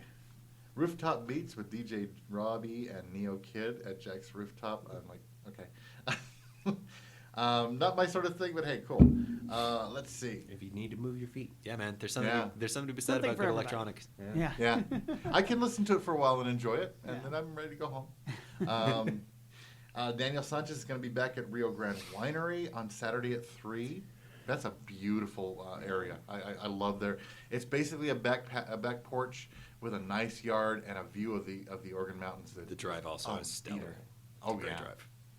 So if you got a bike or something, Oh yeah, Good and my folks live about 3 miles away from there. Sweet. So you get just trashed on really good wine, and then like Yes. stumble over to your Crash folks' there. house. Yeah, I've done that before. The other open mic night is going on Sunday at 9 p.m. Galaxy Gaming Lounge. They've been doing an open mic. Really? Yeah, it's a little bit different.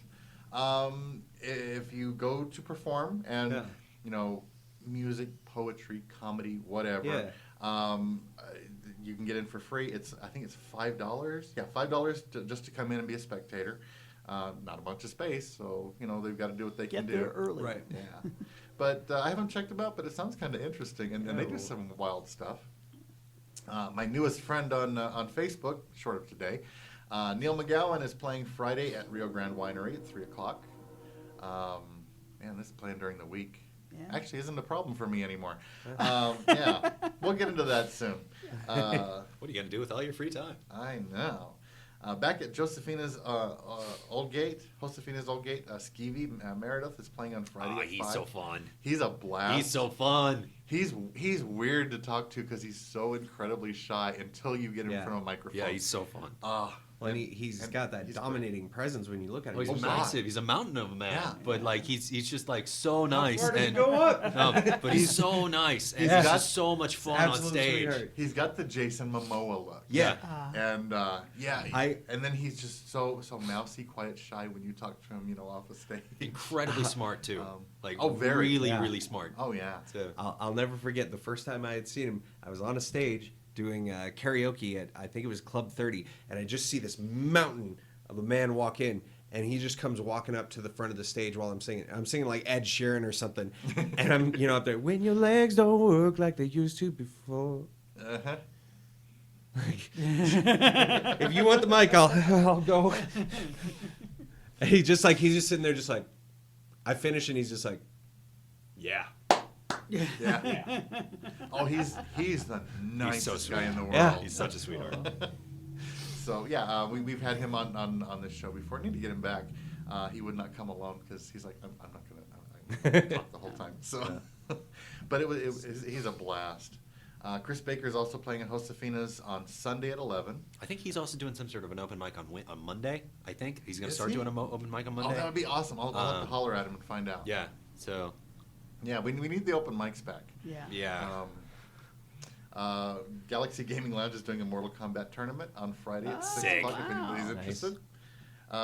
That kind of fits in well because guess what's coming? The new Mortal Kombat Yep. movie. I've seen some of the trailers, and Visually, man. it looks good, but visually, the last ones were amazing. So The last ones are great. the first Like one, I said, the first you visually- one, shut your mouth.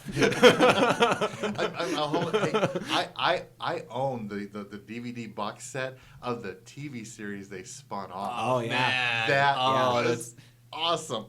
Yeah. So yeah, I'm definitely not hating on the Mortal Kombat stuff. I'm just holding my breath. They do rip out Jax's arms before the movie gets started. Good apparently. Brilliant. So right off the bat, he's got the robot arms. It's I grimaced a little bit when I saw Buffalo Bill as Shao Kahn. Like, well, Sonya Blade.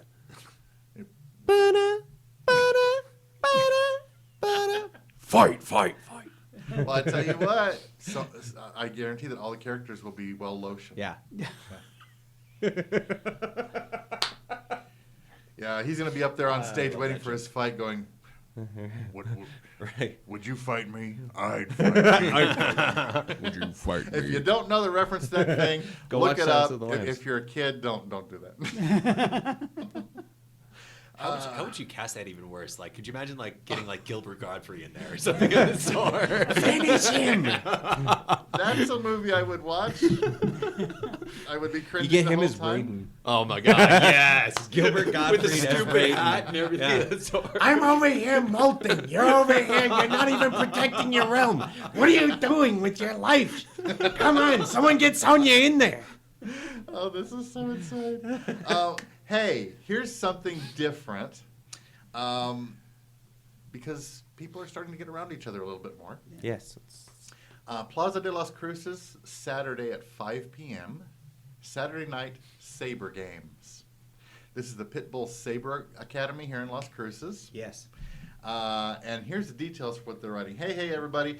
The nights are starting to get warmer, and saber games are starting again. We will be meeting on Saturday, the 6th at 5 p.m. on the stage at the Plaza in Las Cruces. Nice little stage out there. This week we'll be playing our version of Capture the Flag called Witcher. As always, it is completely free to participate, and everyone is invited regardless of age or skill level.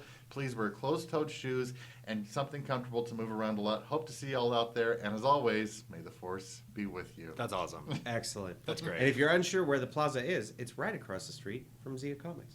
It is. So, if you know where that is, or Little Toad, or Icebox. Icebox, Or, Rad. yeah. All Everything's that right right there. there. I've actually seen them all practicing out there before. Have it you? took me a second when you were like, and I've seen them out there, and there's actually some people that are very good with a lightsaber to the point where I'm kind of amazed, like, yo, this is different from when I was like 8 in my bedroom with the broom handle. These guys are good. Yeah, or late at night, you turn on all the lights and play with the flashlight until your parents got mad at you for burning the batteries out of their flashlight. Do you guys remember Star Wars Kid? Like the Yes. old meme? Yes. Yeah. Like, Yeah. That I just showed my age there, but like, No, that was me last night, actually, and I'm still just not any better. Sometimes you just got to pick up a mop and just. yeah, it's very important. Well, they've got all these schools out there that are teaching lightsaber techniques. Well, and the crazy thing is, it's swordsmanship. Yes. It's the greatest part about it. They're teaching people stuff like kendo and all of these forms. I also did martial arts when I was a kid, and they're teaching them all of these forms and steps and everything. But they get to do it with a light up sword. Like, that is so much doper than what I did. Well, remember when the first lightsabers came out? And you didn't even breathe heavy on them because it was basically a fluorescent light tube. Yeah. You had to be super careful. Yep. Now they are making these things so you can engage each other. It's Light, those sun, they hard have carbon. effects and flash when they connect. Yeah. And you don't have to hold back. You hit hard, and the material is designed to hold up while still carrying that glow really well. Yep. So things are changing, and man, why didn't they have that when we were kids?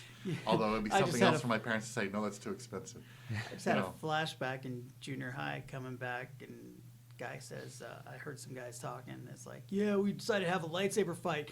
Don't use those fluorescent tubes, dude. Oh no! Don't. Freaking break and then catch They're somebody in picking the glass eye. out of their Sword, clothes yeah. for a week. yeah, it's fine if you're recreating the scene from the first Highlander where they decide to fight in the church and their swords explode on contact, because that's what's going to happen. Then you're done.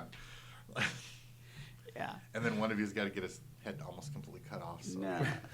There was a There can be only one. So we're talking about the late there 70s where you only can be do one. when you do that kind of stuff, and your parents will go, "See, I bet you won't do that again." That said, though, for one of the coolest high school pranks that like ended up happening for my year. So this was 2006, I think it was. It might have been 2006. It might have been the year before that. I graduated in 2006, but Jesus Villa and another guy. I don't know if Jesus is still around, but they ended up. They were in one of the local ninjutsu schools in the area, and actually like dressed up in full attire, and actually had a proper like they filmed it, so I guess it wasn't televised, but did a filming of a ninja battle in the middle of Mayfield's main atrium walkway area.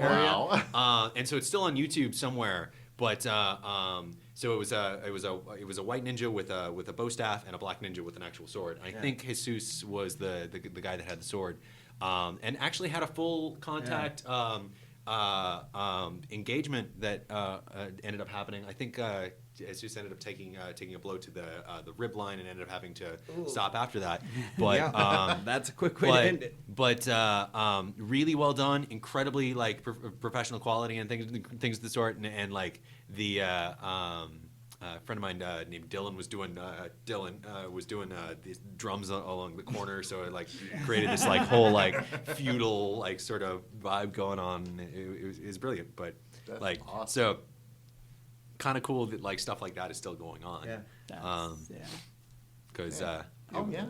it was an absolute Except they have chore better to set tools that to up. do it with Yeah. now. Yes, much cooler toys. Yeah. More expensive toys, but yeah, I've already priced lightsabers.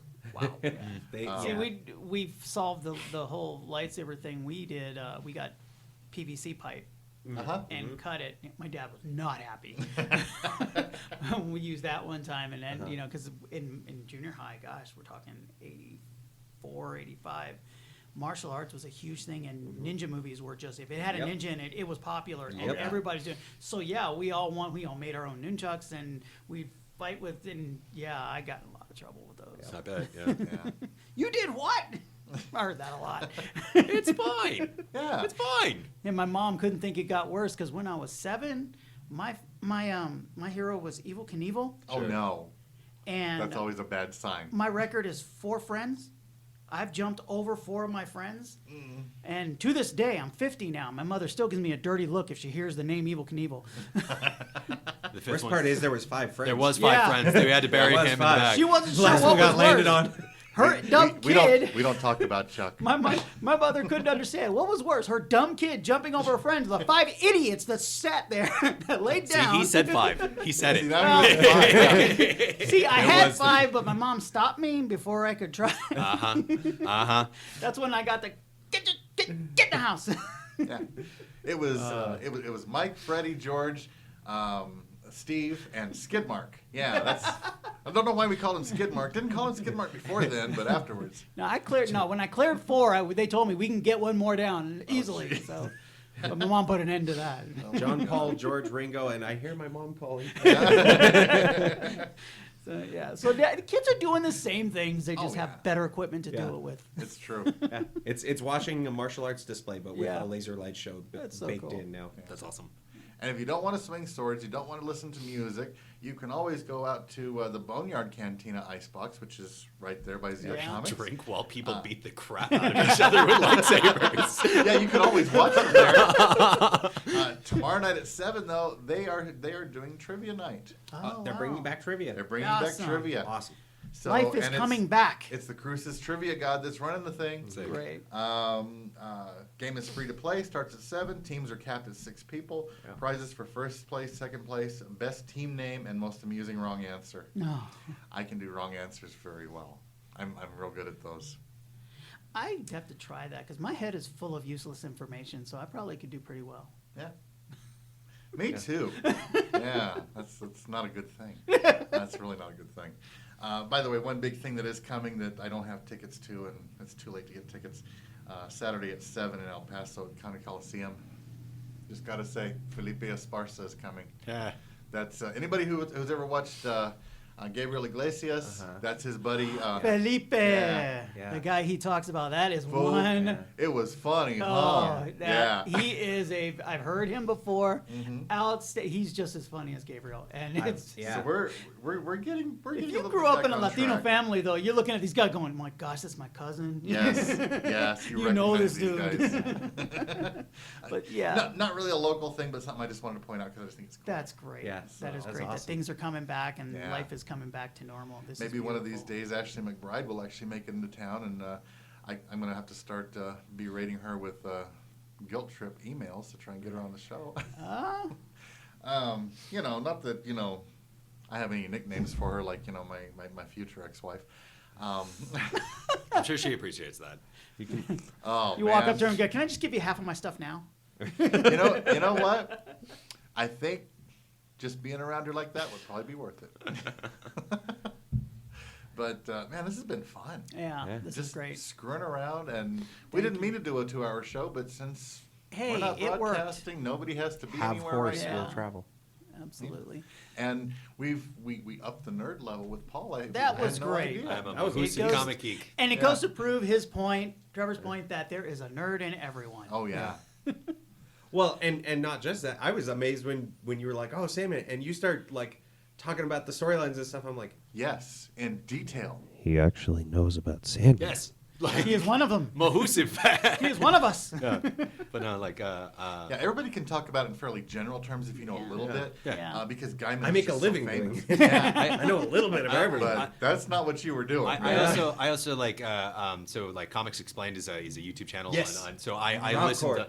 listen to that man religiously. Like Yep. so I can geek out about like the Oh, yeah. Sony Fox deal and like Yep. all sorts of other crap. You like- start getting excited when he's like, "Let me tell you something." oh man, I'm gonna tell you something. cut a swath through. We can go another It's hour. like Super Bowl core. Oh, yeah. Best thing coming out of. Oh my god. It's Yeah, great. it's the problem with getting into nerddom. Once you get into a part of it, you tend to branch into more and more and more. Totally. It's fun though. Like life is better when you're excited about crap. Absolutely. Full circle. And you know, after the last year, I think it's good that people should be excited about it. Yeah. Absolutely. It's great to because get excited about something like, again. You gotta everybody's headspace is taking a massive knock, and you need to be nice. Time to start getting hyped Yeah, again. you need to be nice to yourself. You need to. Yeah, when you think about as a culture here in America, the thing that people were more excited about than anything was Tiger King. Yeah.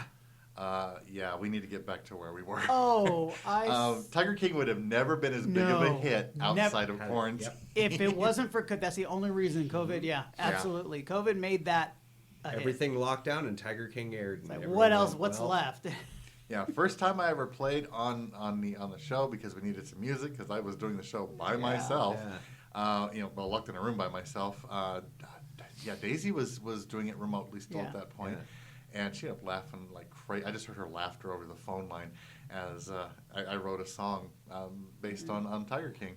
And Ode to Tiger King was my very first song I ever played for anybody else to hear. Nice. And it was stupid as hell. And you gotta which made admit- it real simple to play because I didn't have to get complex. That's awesome. You had to That's admit what you want. the popularity of that show was because you watched it and said, okay, if I had to sit through it, my friends are going to have to too. Yeah. Oh, yeah. You have to watch it all the way through because it'll all tie together.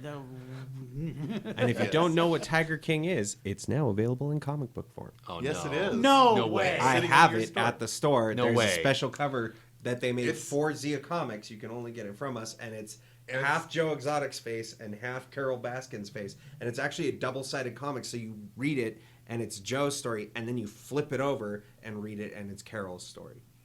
And if It exists unless in you- comic book form too. unless you guys Amazing. have moved it, it's sitting on that front counter. Oh is my still- gosh. Yeah. Yep. By the way, a little aside in case you didn't know, the book does smell like sardines. Juice, so That is not my fault. It came that way. I think it's the variant. Wow. Okay. So, yeah. Scratch and sniff. Keep it away from your cats because you never know. That's a giant. And if you don't like it, you can always feed it to a tiger. I saw it. Like there are an people ex-husband. going to buy that just to say they have it. Okay. They're happy. Yes. I thought you They're were just going like, to- I just need it. You just have to. Well, I want to watch the most recent train wreck in American history. You know, a man did see a tiger, and the tiger saw the man. I'm saw the I'm eye of the thinking the tiger. name of the movie Decline of the Western Civilization comes to mind right now. Yeah, it would have been a better fit for this one. Yeah. Go ahead. You know exactly where I was going to go, weren't you? Oh, don't put that down. No. You got to Come on, we play got us out time. with One another more song. out. Mahusively out of tune. Come on, one more out. All right. Or whichever Beautiful, instrument by the you way. want. Beautiful. Oh, that guitar's got a cool little story behind it because he had to fix that thing. Oh yeah. Oh yeah. You So as you can tell, the neck is kind of come up, and I JB welded it because Yeah. Okay. this is made out of carbon fiber, which you think they claim that they're indestructible. They're not indestructible. they just make it way more difficult to actually fix anything on the thing. All right. So this is the last thing I have. So this is the last instrument I haven't touched. So Yeah. let's try.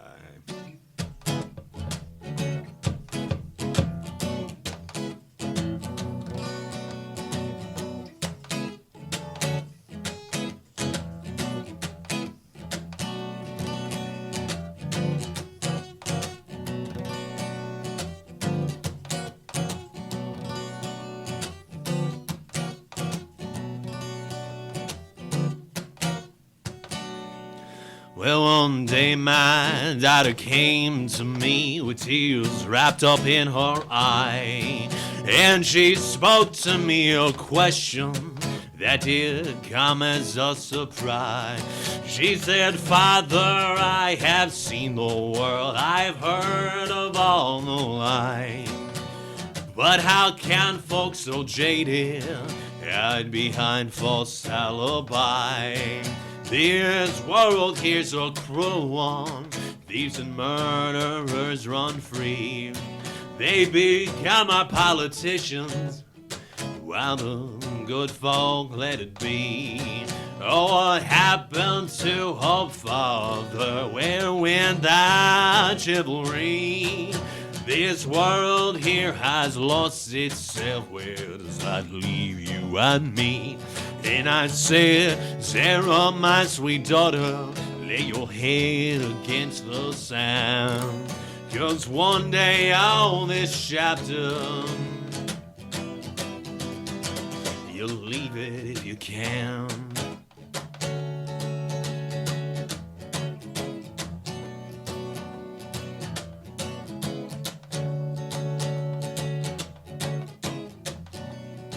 Well, I glanced upon my daughter, and I wiped away her tears. I said, Sarah, you do make me proud, grown wiser than your year. The hearts of most are jaded, blinded by their greed and fears. They do not hear a dying world, they do not use their ear. A story might repeat itself, but who listened to what it say? But my daughter, we must remember, we all will fall short some way. No man alive is never wrong. For this here I pray, oh, listen to the fallen, and you'll help them stand one day. And I said, Sarah, my sweet daughter, lay your head against the sand. 'Cause one day, all this chapter, you'll leave it if you can.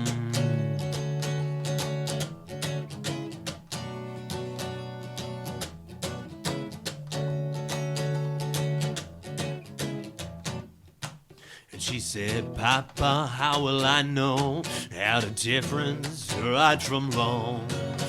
How will I hold this calling when the good all around is gone? How care I for the many when they join not in our song?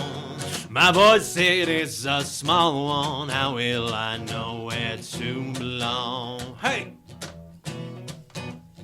This is where I would have like some sort of horn solo going on. But as I mentioned, I left the band at home.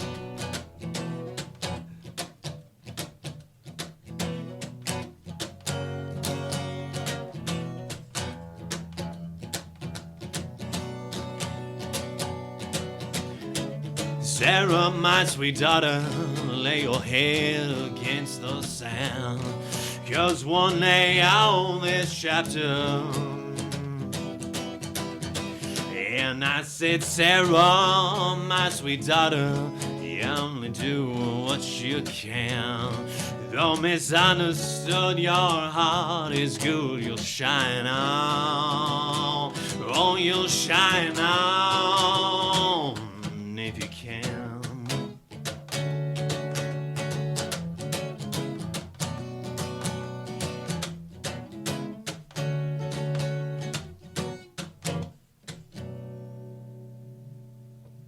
Oh, yeah. Dude, Thank you very much. very cool, man. There you go. All Once four again, instruments you can- played in a Yes. 2-hour bracket. That's it. Once again, you can catch them tomorrow night at NM Vintage, 5:30 to 8:30. Yeah. You can see Trevor over at Zia Comics on Main. In Go about in an hour. and About find an the hour. Tiger, find the Tiger King comic just to Tiger say King, you have Berserker, and Demon Days X-Men. Yeah. Oh, man. This has been a blast. It's Yeah, been this has Yeah. been great fun. it. Thanks a lot, guys. And Paul, I hope as long as you're out here, you're gonna I'll be be around. back at some point. So expect me back unless I get eaten by a bear or something. Sometime about October. Sounds good. So Check in with us once in a while. Yeah, We'd love definitely. to check in, keep up with you. Course. Great. So Yeah, you came out to open mic and I didn't recognize you until you started. Like, wait a minute. yeah, then I started being loud and it was like, oh yeah, that guy. It's like, wait a minute. Yeah, you've been on the show. Yeah, you were trying to get me out, and I was like, Yeah. I've already been in your show, man. Do you not remember me? It's No. been less than a year. You don't quite look the same as you did the last time you were on here. I got a little bit hairier. Just a little. Lockdown has been hard on everyone. But a lot of people have gotten hairier. I've been watching video footage of yesterday's Fable, and he's got the full beard, man. It's a cool look, but it's a very different look. So, who we're going to try and get on the show very soon because he's kind of awesome too. Well, thank you guys. Thank you. We'll get this up online as soon as we can. Sweet. And next week, whatever it takes, we're going to be live. There we go. We may be from here. If we got a problem with the internet not working here, then we'll end up at my home studio, which means just diverting everybody to my place. Yeah. And I understand that I'm not cooking right now, so don't expect too much in treats. All right. Who am I kidding? I'll take care of you guys. All right. We'll see you all next week. All right, you take care, guys. Catch y'all later. You have just heard Roundtable on Radio New Mexico. To be featured as a guest on our show, email us at info@myradionnm.com or visit our Facebook page. Thanks for listening.